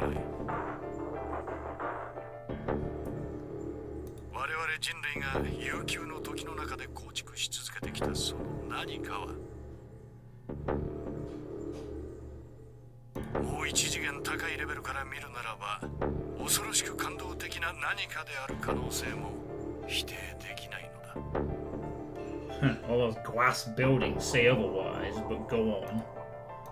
そして今君はその片鱗を知ろうとしている。違うかね。いずれにせよ、これで一つ目の話は終わりになる。Well, the books I read also said that in regards to the idea of an intelligence above Homo sapiens, And the book does postulate that there's a possibility in the future that we will create a superior version of ourselves and essentially, have a superior human to our standard. The idea is, look upon the way we treat cattle, cows, cats, and dogs. That might be how a superior intelligence would treat us. Whether we create it ourselves or discover it in space, the way we treat the cows as cattle, as food, as fodder, might be exactly the way a superior intelligence, human designed or otherwise, might treat us. Kind of a scary thought, really. Good thing neither of those exist yet. Will we find aliens that will massively technologically superior to us? Will we create our own superior bound humans? And who knows? Well, I'll consider it 0.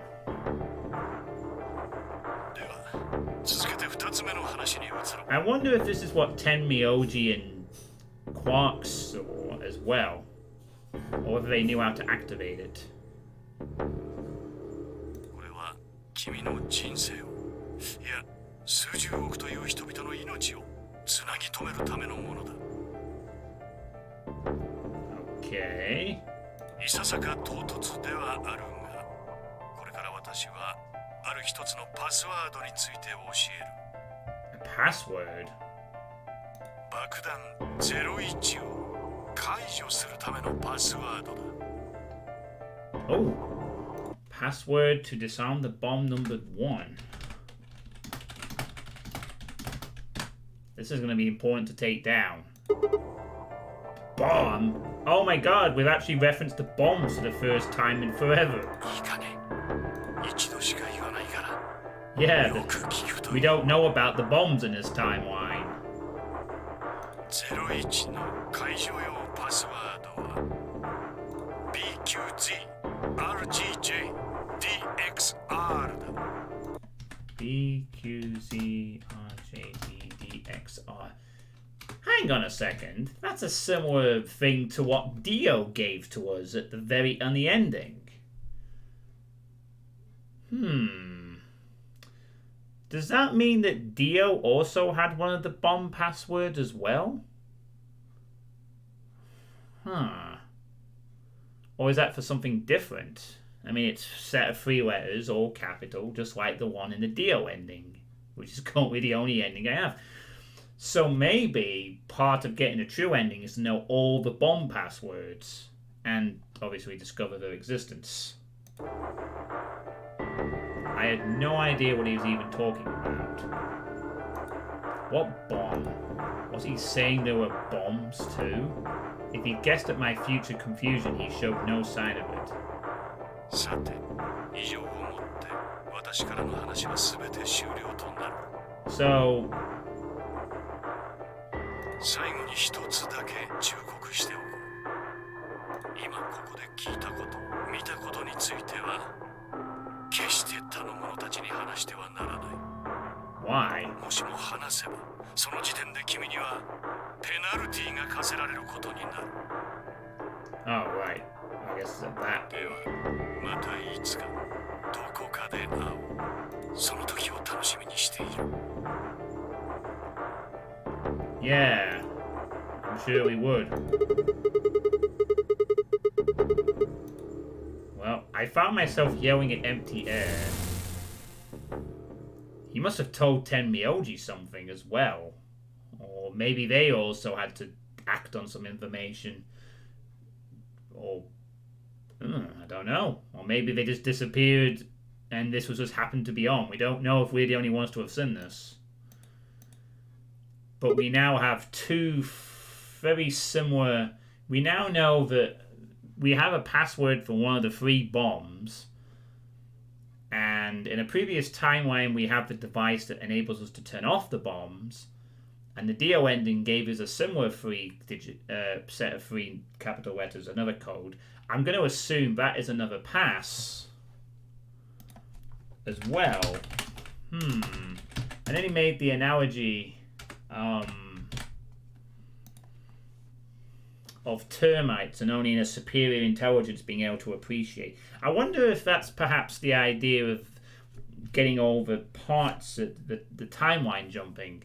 You know, is it going to take someone with the superior intelligence of timeline jumping to be able to appreciate the arc, you know, to solve it? I mean, that seems to be the ultimate idea of this game, is to set up, is to find or have someone who can jump through timelines, effectively go to every room, in a game that is designed only to allow people with that capability to, as I said, get to an end game of some description.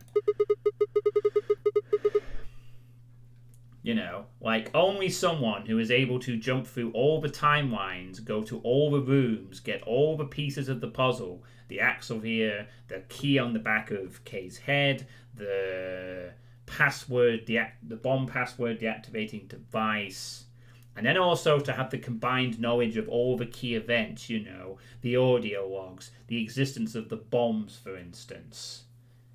Because in this timeline, we don't know anything about bombs. And in other timelines, an old lady does not die either. And we don't know about Dio killing someone at the beginning of the game. Or maybe they don't kill in another timeline. It all just seems to be built. This entire game seems like it was built for either me or Fi to use our timeline ability to achieve something at the end of it all, and only something that someone who has combined knowledge can unlock, not someone on a linear timeline, not the other 7 players. Fucking hell. They must have spent a long time creating this story and having it sort of just stick together.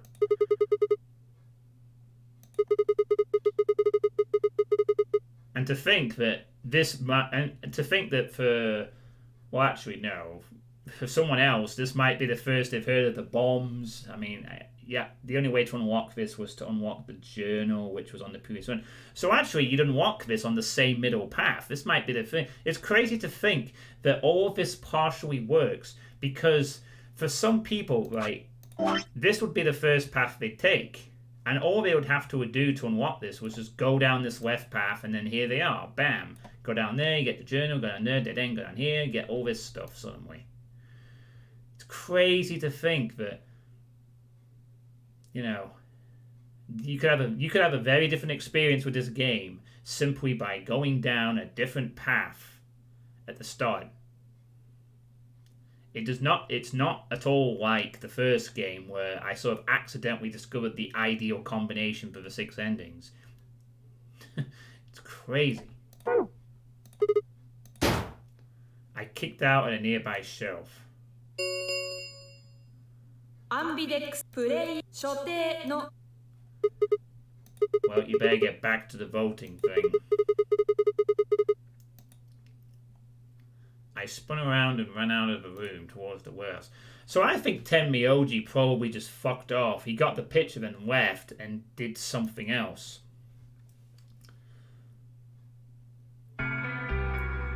Ji-chan! We now know that Zero is, or at least the hologram perceived as, an old man. シグマさんが戻ってきたよ。どうにか間に合ったようじゃな。Well, then where the heck were you? AB ルームの中だよ。Well, looks like they came back at least. そうじゃ。うん。じっちゃんが投票の前にどうしても話しておきたいことがあるからって。まあ大したことではないんじゃがな。わしとクオークは次のラウンドで必ず協力を選ぶ。ただそのことを伝えておきたかったんじゃ。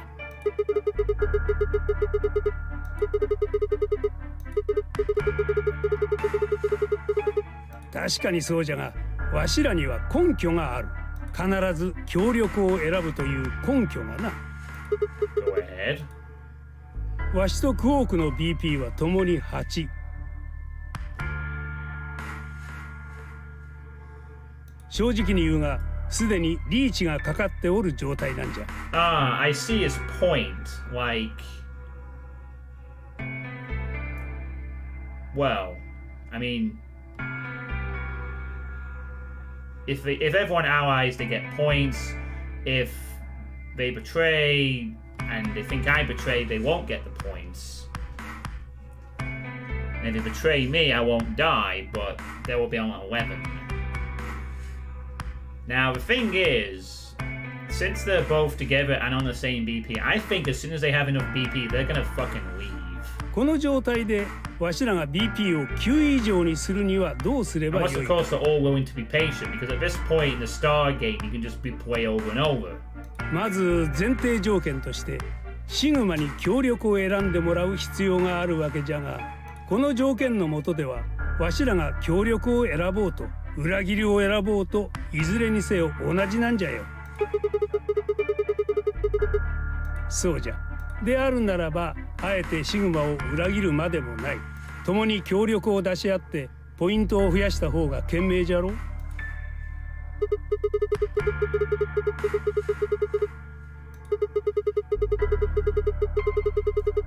だからじっちゃんはそれはしないって宣言してるんだよ。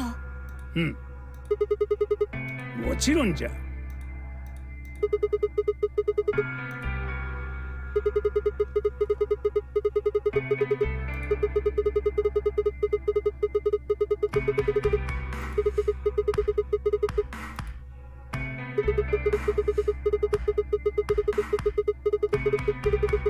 保証はある。わしの言葉がそれじゃ。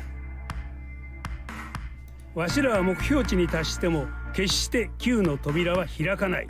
そう誓おう。他の者たちを置き去りにして2人だけで脱出するわけにはいかんからな。僕も誓う。約束する。わしは約束は必ず守る。信じてくれ。お願い。信じて、シグマさん。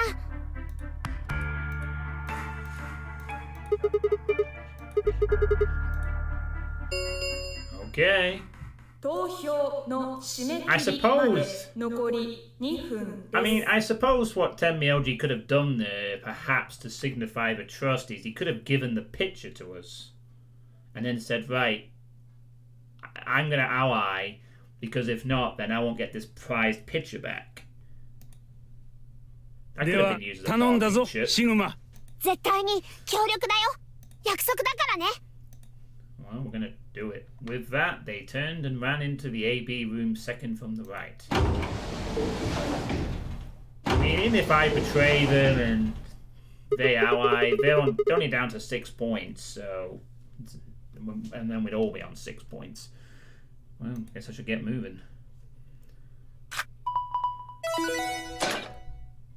That being said, I guess the partners will change each time you play the game, but you don't have to go and get more cards. You just have to, like...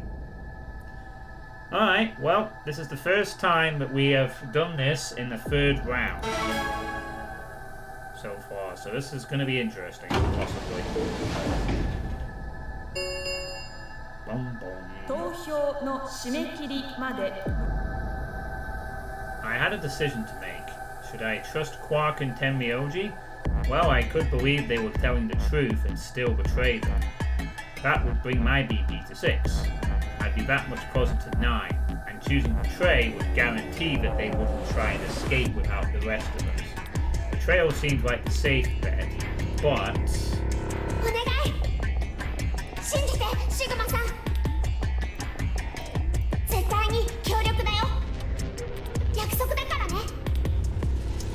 Well, yeah, I mean, they don't really have to betray. They can just pick ally and get what they want. Tenmyoji I could easily betray easily enough, but Quark, what the hell was I going to do? 投票9、8、7、6、5、4、3、2、And as usual, leaving it till the last goddamn minute. Well, we're gonna ally, I guess. アンビデックスゲーム第3ラウンド終了。結果は倉庫内のディスプレイに表示されます。お疲れ様でした。アンビデックスゲートを開放します。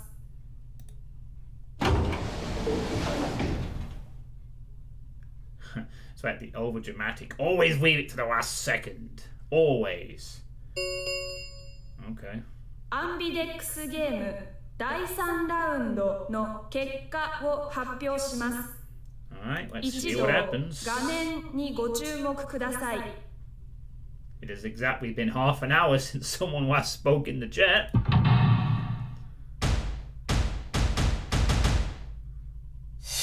This is the... Okay. Betray. Of course Dio betrays. They chose to betray... Those fucking snakes. Yeah, I knew we couldn't fucking trust them. They want to get the fuck out. Oh, this is bad. I think we're going to get a game over here. Because Quover's also got 11 points.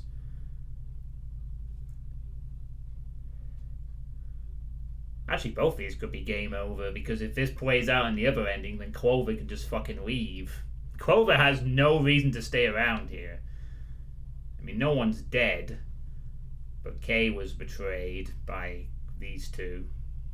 I mean, Luna needs the points. Clover can now leave, so... 結果は以上のように確定しました。 No reason to betray, have we? Oh, you have plenty of reason to betray. You want to get the fuck out. And you probably assumed I was going to betray. But, 各自バングルの数字をご確認ください。 So I think they're all just going to leave and this is going to be a game over.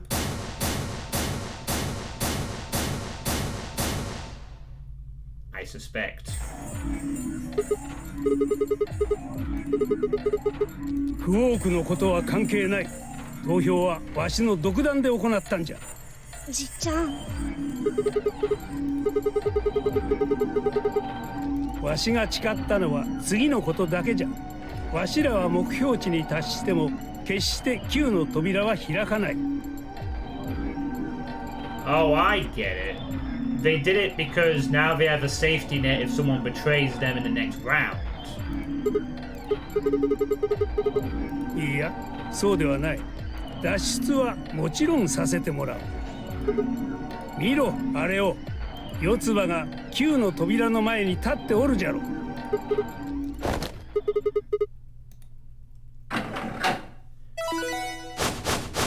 Oh, I guess they were right. They're not gonna leave, but Clover's gonna fuck off. She has no reason to stay. Her teammate's dead. そんな。 9の扉が。あのバカ女開きやがったな。だが結果発表によると確か天明寺とクオークも。 The words were barely out of her mouth when Tenmyoji and Quark ran past. おい待てよこの野郎。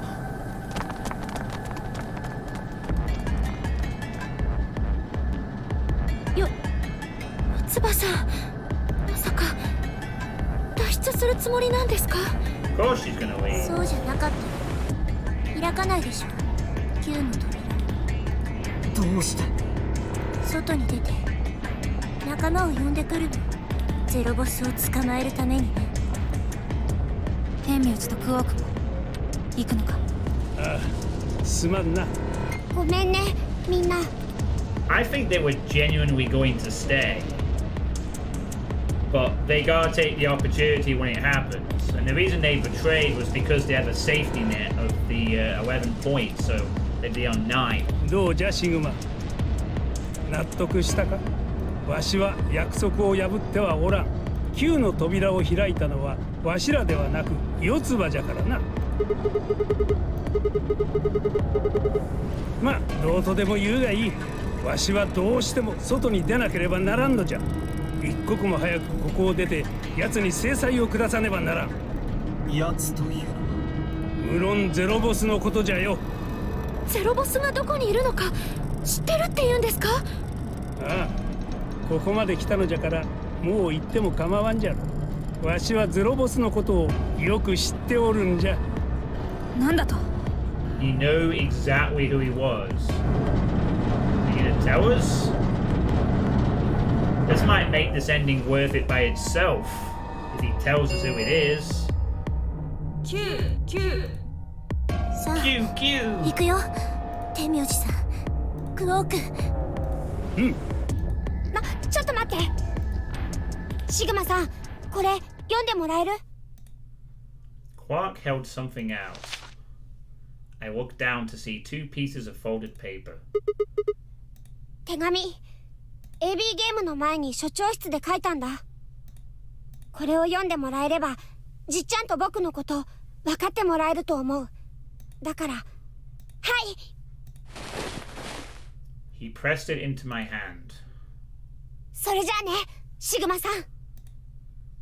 Then he turned and ran toward the door, Tenmyoji and Clover following in his footsteps.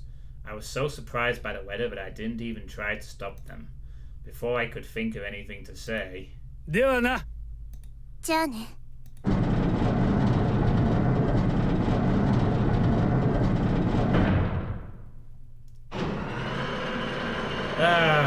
Then we still only had one taste of doing this ourselves with Phi and Dio. 9のこれにお使いなおどうぞ残り Escape is not possible because we're on Mars. There'll be no option. 行っちまったな。あとはあの3人が助けを呼んでくれることを祈るばかりだな。Oh wait, I just realized actually that there is... Well, no, there's plenty of food in this place, right? In the pantry. I mean, although it does seem pretty bad that they're stuck in this building is well stocked, isn't it? So it's not the worst thing in the world to be stuck in this building if people are going to go get some help, if there's any help to be had, I guess. そうですね。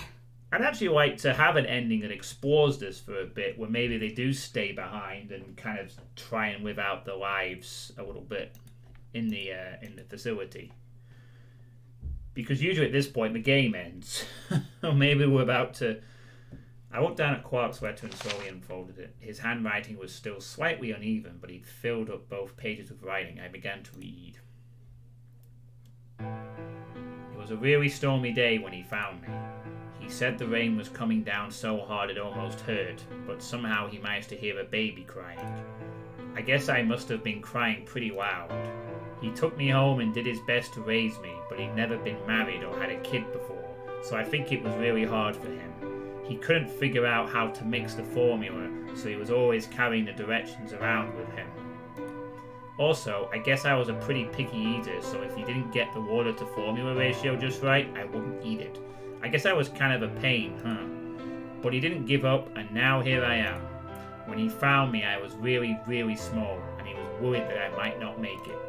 That's why he named me Quark. A quark is a really, really small thing, and I was really, really small too. Grandpa didn't need to worry though, because it turned out that I was pretty tough. When I was 1, he forgot I was sleeping in the bed of his truck and drove off. I rolled out and went off the back, but I didn't even get scratched. I started walking when I was 2, and when I wasn't looking I fell down the stairs. I didn't get hurt then either. When I was 3, I got really sick. I had a super high fever for a week, but eventually I got better. I guess you could say I'm pretty lucky. Anyway, I didn't really have any more accidents after that, and I was a pretty healthy kid. By the time I was 6, I'd started helping Grandpa out with his work. His job was to gather junk from abandoned buildings. Then he'd fix it up or pull out the useful parts and sell them. There were plenty of abandoned buildings, but finding good stuff in them was hard. You had to know which parts were useful, or you could end up wasting a bunch of time. Every time I'd find something, he'd explain to me what it was, how it was supposed to work, how to fix it, all sorts of things. Usually though, I just wanted to finish up work so I could go to the theatre. The theatre came to our town once a week in a wagon. They'd show old news or movies. I went every single week, but Grandpa only went once in a while, and he'd only go weeks when they showed movies. Oh yeah, I didn't know that I'd been adopted until I was 7. One of the other kids on my block told me. I guess after Grandpa found me, he looked all over town to try and find somebody who'd take me. The kid from my block actually had a mom, and he'd asked her if she would take me too. I gotta admit, I was pretty shocked when I heard that. There weren't a lot of kids with parents around, so hearing that someone lived with his actual mom was pretty impressive. I was also kind of surprised that Grandpa had tried to get someone else to take me. Did that mean he didn't want me? The kid who told me about Grandpa trying to get rid of him was a real jerk. He was totally spoiled and he bragged to everybody about how he had a mum. He liked to come up to me while I was working and say stuff like, "Must be hard not having a mother." It never bothered me before, but after I found out that Grandpa had adopted me, I started to think that maybe he didn't really want me. If I could work on my own, then he could get rid of me. I was scared to know the truth, so I never asked him. Then one day he took me to a bar in our neighborhood, as you do, during the day of course. He went there sometimes to drink scotch, but I'd never gone before. When we got in, he just walked up to the counter with that grumpy look he has, and I thought, oh no, he's gonna make me work here. But I was wrong. I saw him pass something to the bartender, and then he picked me up and set me down on a stool next to the counter. The stool was pretty high, especially for a 7-year-old kid, and my legs just dangled off of it. It seemed really, really high to me, and I was pretty nervous. Eventually, the bartender came back over with a glass of scotch and another big glass full of something else. As I looked closer, I realized that the second glass was full of some sort of brown liquid with a scoop of ice cream in it. It took me a minute to realize what it was. A root beer float. I'd never seen one before. I was so surprised. Root beer was even more expensive than the nicest alcohol in the bar. Why? To me and the other kids it seemed more like an urban legend than a real drink. But there it was, right in front of me. I stared at the float, I still wasn't sure it was real at that point, and then turned to look at Grandpa. He looked back at me. I didn't know what to do, so I turned to the bartender. He'd already turned around and moved off, though, so I figured he must have put the glass down in front of me on purpose. It still didn't seem like it could be real, and I was just staring at it when Grandpa told me to hurry up and drink it before the ice cream melted. His gruff voice sounded like an angel's. Is this really mine? He nodded. Words can't describe how awesome it was. I'd never tasted anything like root beer before. The creamy sweetness of the ice cream made my entire head feel light. I felt like the luckiest boy in the whole world. That's not an exaggeration, I really thought that. The root beer float was delicious, but what made me even happier was Grandpa. When I looked over at him, he was smiling. I know that's gotta be hard for you to imagine, but he really was. Right then, I didn't care whether he just found me and adopted me or not. He bought me a root beer float. That made me way luckier than some kid who had a mother but had never tasted root beer. Of course, after we left the bar, he was the first kid I bragged to. So Grandpa and I were doing pretty good, until the fight. I was in a super bad mood that day. I'd torn one of my shoes that morning, and some old drunk guy had yelled at me. All the junk I'd found was totally useless. The day was almost over, and I was fed up, so I just grabbed some random trash and took it back to the house. When I showed what I'd found to Grandpa, he frowned. He started going through each thing I'd brought back, explaining why they were all useless. I got really mad and just yelled, "I don't care!" Then he got mad and I couldn't take it anymore, so I ran away. I was pretty upset and I started thinking that maybe Grandpa had only adopted me so he could raise me to work and make money for him. After a while I went and hid in an abandoned building, but by then I'd started to calm down and think that maybe I should go back and apologize. It started raining pretty hard though, so I decided I should wait for it to stop. But that was just an excuse. The truth was that I was nervous. Part of me knew I'd done something wrong, but I didn't want to admit it. The rain didn't stop though, so I just sat there staring out at the gloomy, grey sky. I imagined Grandpa coming to get me. It kept raining all night and he never showed up. I gave up waiting and decided it was time to go home. I was about halfway there when I heard somebody groaning. At first I thought I should just ignore it and not get involved, but I went over anyway and it was Grandpa. He was totally soaked and I could tell right away that he'd been there for a really long time. I yelled and he opened his eyes a little bit. He smiled weakly and said he was glad that I was safe. He spent all night out in the rain looking for me. I felt awful. Grandpa had been out in the rain looking for me so long that he'd collapsed. I was horrible. He'd heard me crying in the rain, but I hadn't heard him. As I ran to get the doctor, I promised whatever god might be listening that if they would only save Grandpa, I'd never ask for another root beer float ever again. He got a real bad fever and his temperature wouldn't go down for days. The doctor said that if it kept up, he'd die. If he died, then I'd be all alone. There wouldn't be anybody left to care about me. The thought of that happening terrified me. Fortunately, I must have passed some of my luck on to Grandpa, because a week later his fever finally broke. I'm glad he wasn't going to die, but I was also a little scared. What if he had decided he didn't want a stupid kid like me around anymore? My plan was to apologize as soon as he woke up, but when the moment came, my brain just stopped. Grandpa started to talk, and it took me a minute to realize he was apologizing. I didn't know what to think. He explained that he was an old man, and that meant he probably was going to die sooner rather than later. He was strict with me because he wanted to make sure I'd be able to make it on my own after he was gone, but maybe he'd been a little too strict. All the things I'd worried about had been stupid and selfish. Grandpa cared about me a whole lot. He'd been worried when I ran off, and he'd gone out into the rain to look for me. I tried to apologize, but when I opened my mouth, I just started crying. I don't think I've cried that much since I was a baby. But he just smiled and patted my head. I asked him if he'd ever regretted adopting me. His eyes got all wide and said, "Of course not." He told me that he was looking for a really important lady, and because of that he'd had to give up on pretty much everything else in his life. But when he took me in and started raising me, it felt like he'd gotten some of what he lost back. That was when I decided I'd stay with him forever, even if he said I couldn't. That's a very nice story. He took 20 minutes to write that, I guess. So that's what they were doing.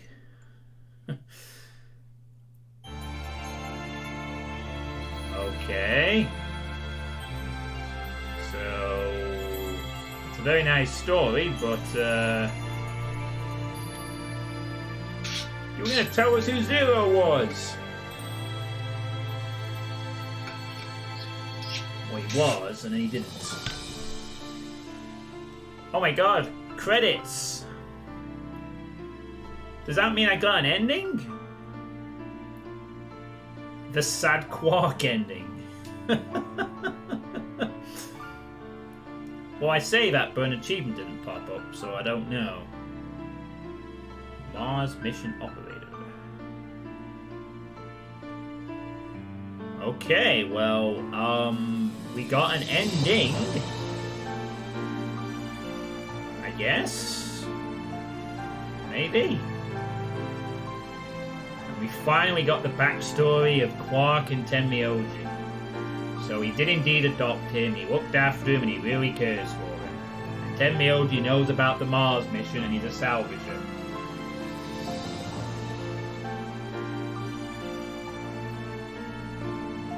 Wow.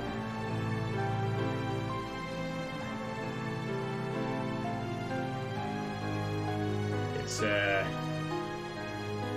quite a lot and we also know that Zero is talking about termites and bombs, and he gave us a password, and we now know what Zero looks like, and we still have 1 million missions.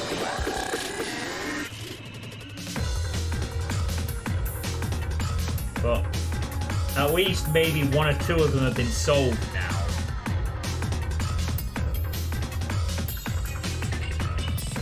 And I'm saying this to no one. Are you still here, Drauken, or have you buggered off?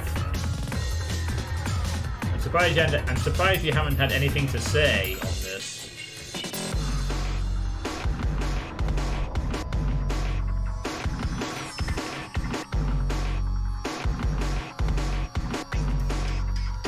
But,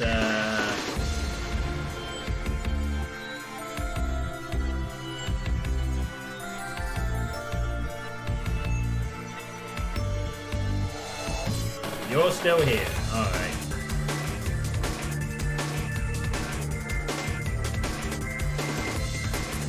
That's the really annoying part. Like, Tenmyoji was going to perhaps tell us who Zero was, but he didn't have the time to do it, I guess.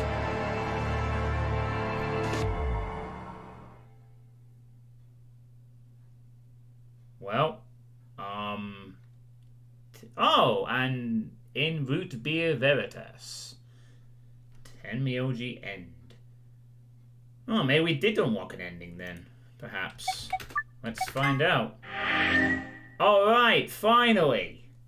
After quite a bit of waiting, we finally got a second ending. The 10 Myoji ending. So I guess all 9 characters are going to get some kind of an ending, huh? Alright, awesome.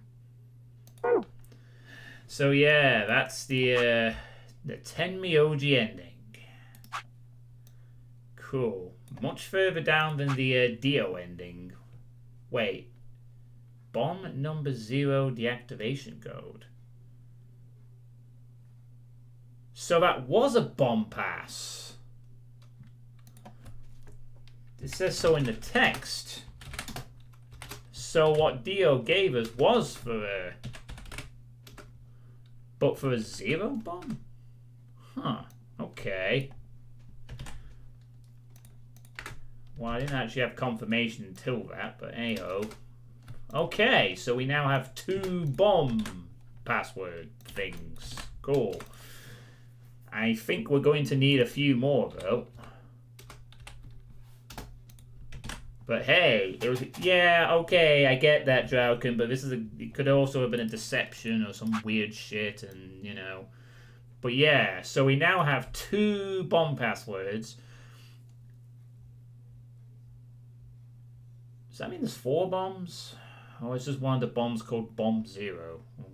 No, I think there's 4. No, there are 4 bombs then. Right, well, finally, success. A second ending has been unlocked. We haven't unlocked any further...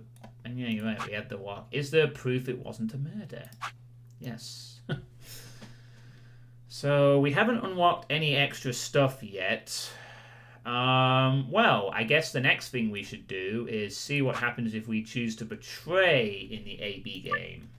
I think I have a very good idea what is going to happen here, since we know what happened in the ally route.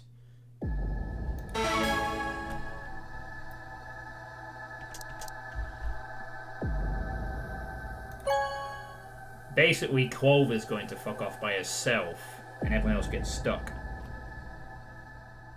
That's what's going to happen, I think. アンビデックスゲーム第3ラウンドの結果を発表します。一同が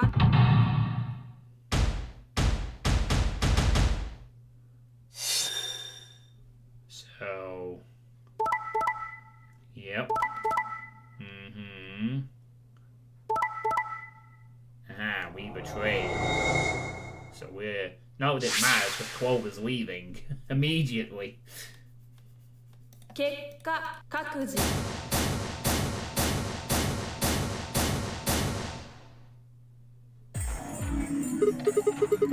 クォークは関係ない。投票はわしが独断で行ったんじゃ。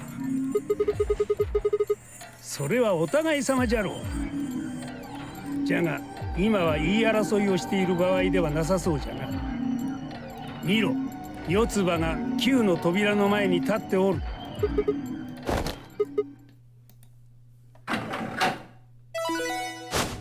So, unsurprisingly, Clover is fucking off by herself.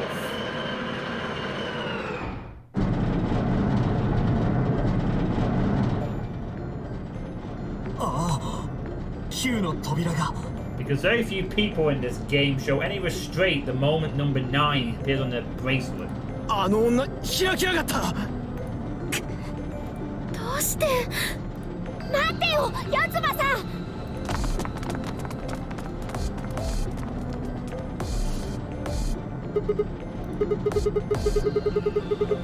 仲間を呼んでくるの。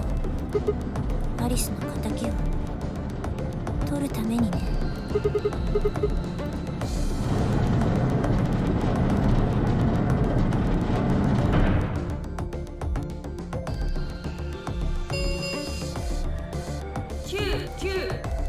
それじゃ私行くから。四つ葉さん、待ってください、四つ葉さん。Well, it's a bit late now. Doors open. Theo leapt at Clover, his fist raised. Clover easily avoided him and moved towards the door. さよなら。 I caught one last glimpse of her face as she slid through the door. It was a mask of ice. Yeah, Clover's killed people before, at least in other timelines.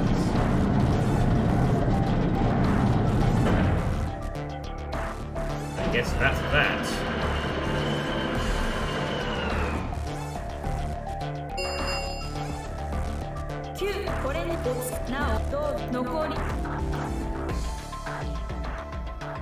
So Clover fucks off and leaves us to die.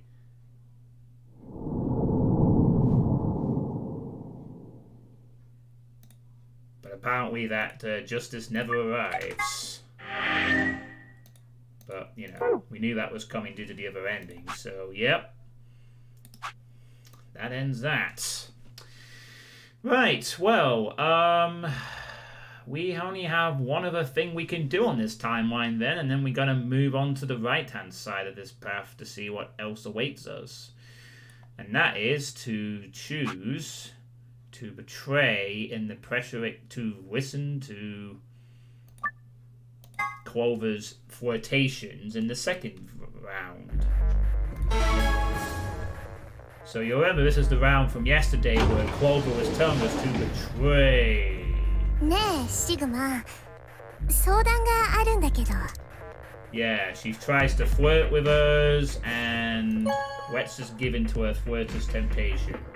And let me guess, Clover is going to fuck off again, right? Just got a feeling she's disappearing again. アンビデックスゲーム一度。 Although I suppose the difference here is that Alice is still alive at the moment.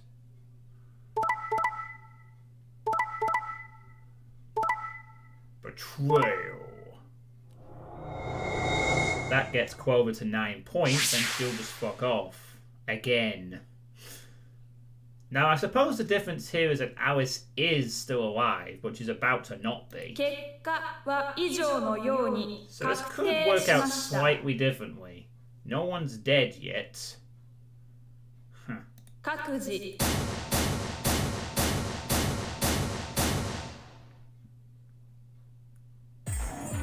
なるほど、そうきたか。見事に約束を破ってくれたようじゃな。もしかしたらわしが裏切りを選んでお前さんのことを殺すことになるかもしれない。そう思ったということか。あの時とは状況は全く異なるじゃろうが。いずれにせよお前さんのその杞憂のせいで四つ葉の BP は9になってしもうたぞ。どうするつもりなんじゃ。ならばあれは一体どういうことかの。見ろ、四つ葉は今9の扉の前に立っておるぞ。Wait, she's actually gonna open it straight away?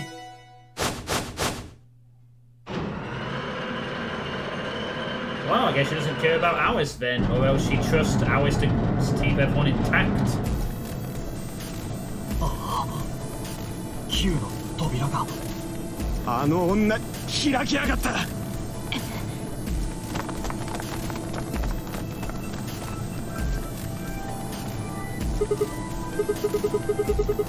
ごめんね。アリスから事前に命令されてたの。四つ葉、あなたが先に脱出して助けを呼んできます。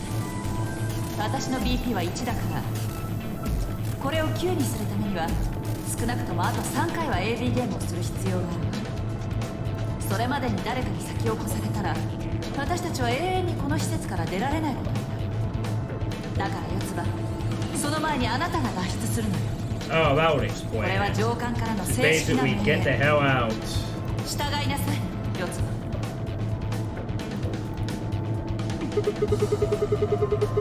約束？だから聞いてるじゃん。シグマが発生した言語は全部私の耳に届いてるよ。もしかして変なこと考えてた？バカじゃないの？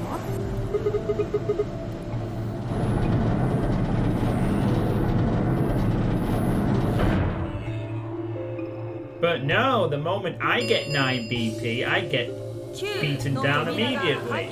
Everyone else gets to という escape. わけでこれにて私は失礼するのだ。四つ葉さん、四つだ。てめえ行かせるか。 Theo wept towards Quover with a roar, but she danced quickly aside, dodging his punch with ease.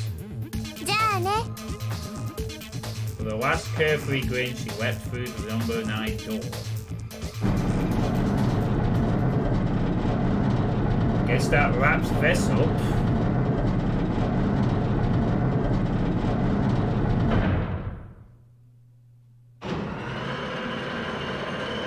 Guess it's a deja vu almost, except the reasons are slightly different. 9これをつなおどうぞ残り言ってしまいましたね。くそ。助けか。助けてくれる人間がいればいいがな。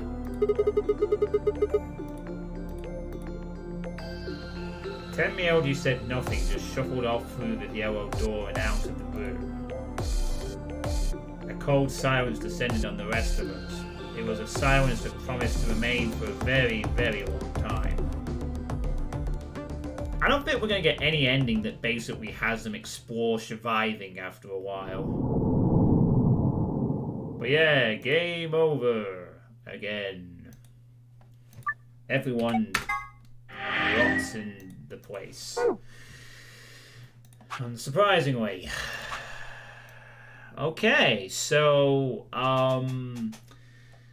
that takes care of everything on this side of the branch for the time being.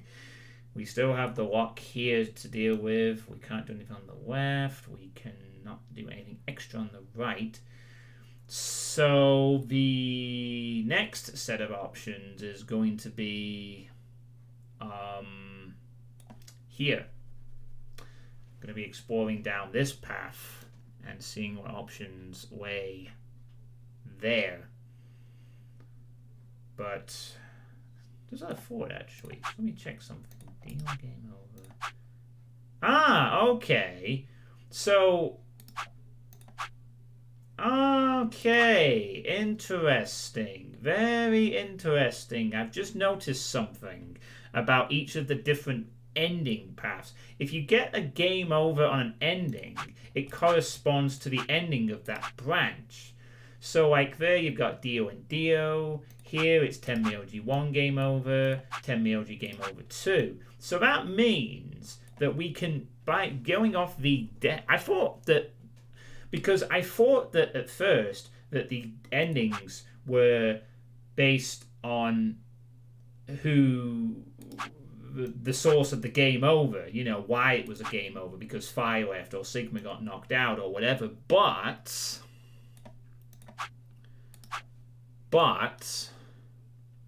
it seems that it corresponds because it's always a different person. So that means, in theory, the true ending path is this one, if it relates to ourselves.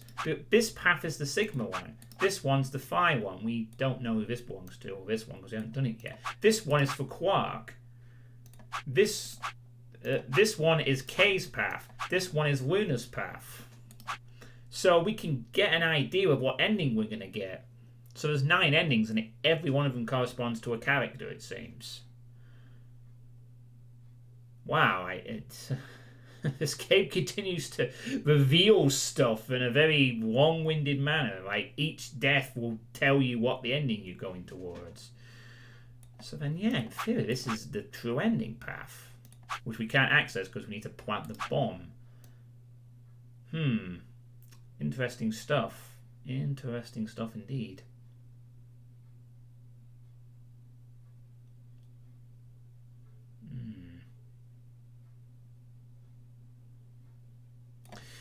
Right, well, we need to go back to this point over here and choose to betray instead of ally and go down this one. So that's what we will jump to now. 投票の締め切りまで残り10秒です。But I'm gonna save that for next time. I think since we've unlocked the main ending, I'm gonna end the stream a little bit earlier tonight for the evening. I think I'm done for the night. So, finally a second ending is unlocked. Yes, at fucking last. I'm so glad we finally have another goddamn ending. And I have a feeling that at some point these endings are going to start appearing like dominoes. I mean, there's only so many times this game can throw a obstruction in our path now. We are starting to slowly put the pieces together a little bit. But still so much. I mean, hell, we have 2 bomb passwords at this point. Yeah, once we go back and start breaking them off. I mean, we have 2 bomb passwords at this point. So, we are getting there. But there's still so much to learn. So much. Such a really cool story. I can't emphasize this enough. I've never played a visual novel. Not that I've played many. I've never played a story game which had this kind of approach to doing just that. The way it's telling the story is really quite genius in a way. And I continue to be able to appreciate it. It's just a shame that my community isn't largely bothered with this, but you know, you and I care, Draugen, and the odd person who watches cares, and that's all that matters. I'm having fun with this. So, anyway, so the next stream is going to be 1K Lines 2. I will be starting that project, but it will be on Thursday night because obviously tomorrow night I will be out playing poker. So I won't be able to stream. But Thursday night, I will be beginning 1K Lines 2. And after that, I will hop back to more of this, which will probably be at some point next week. Maybe earlier, depending on how I do with 1K Lines 2. If it's as short as the first one, there's a chance. We'll see. Anyway, thank you all for watching. All 5 of you. And I will see you later. Have a good evening.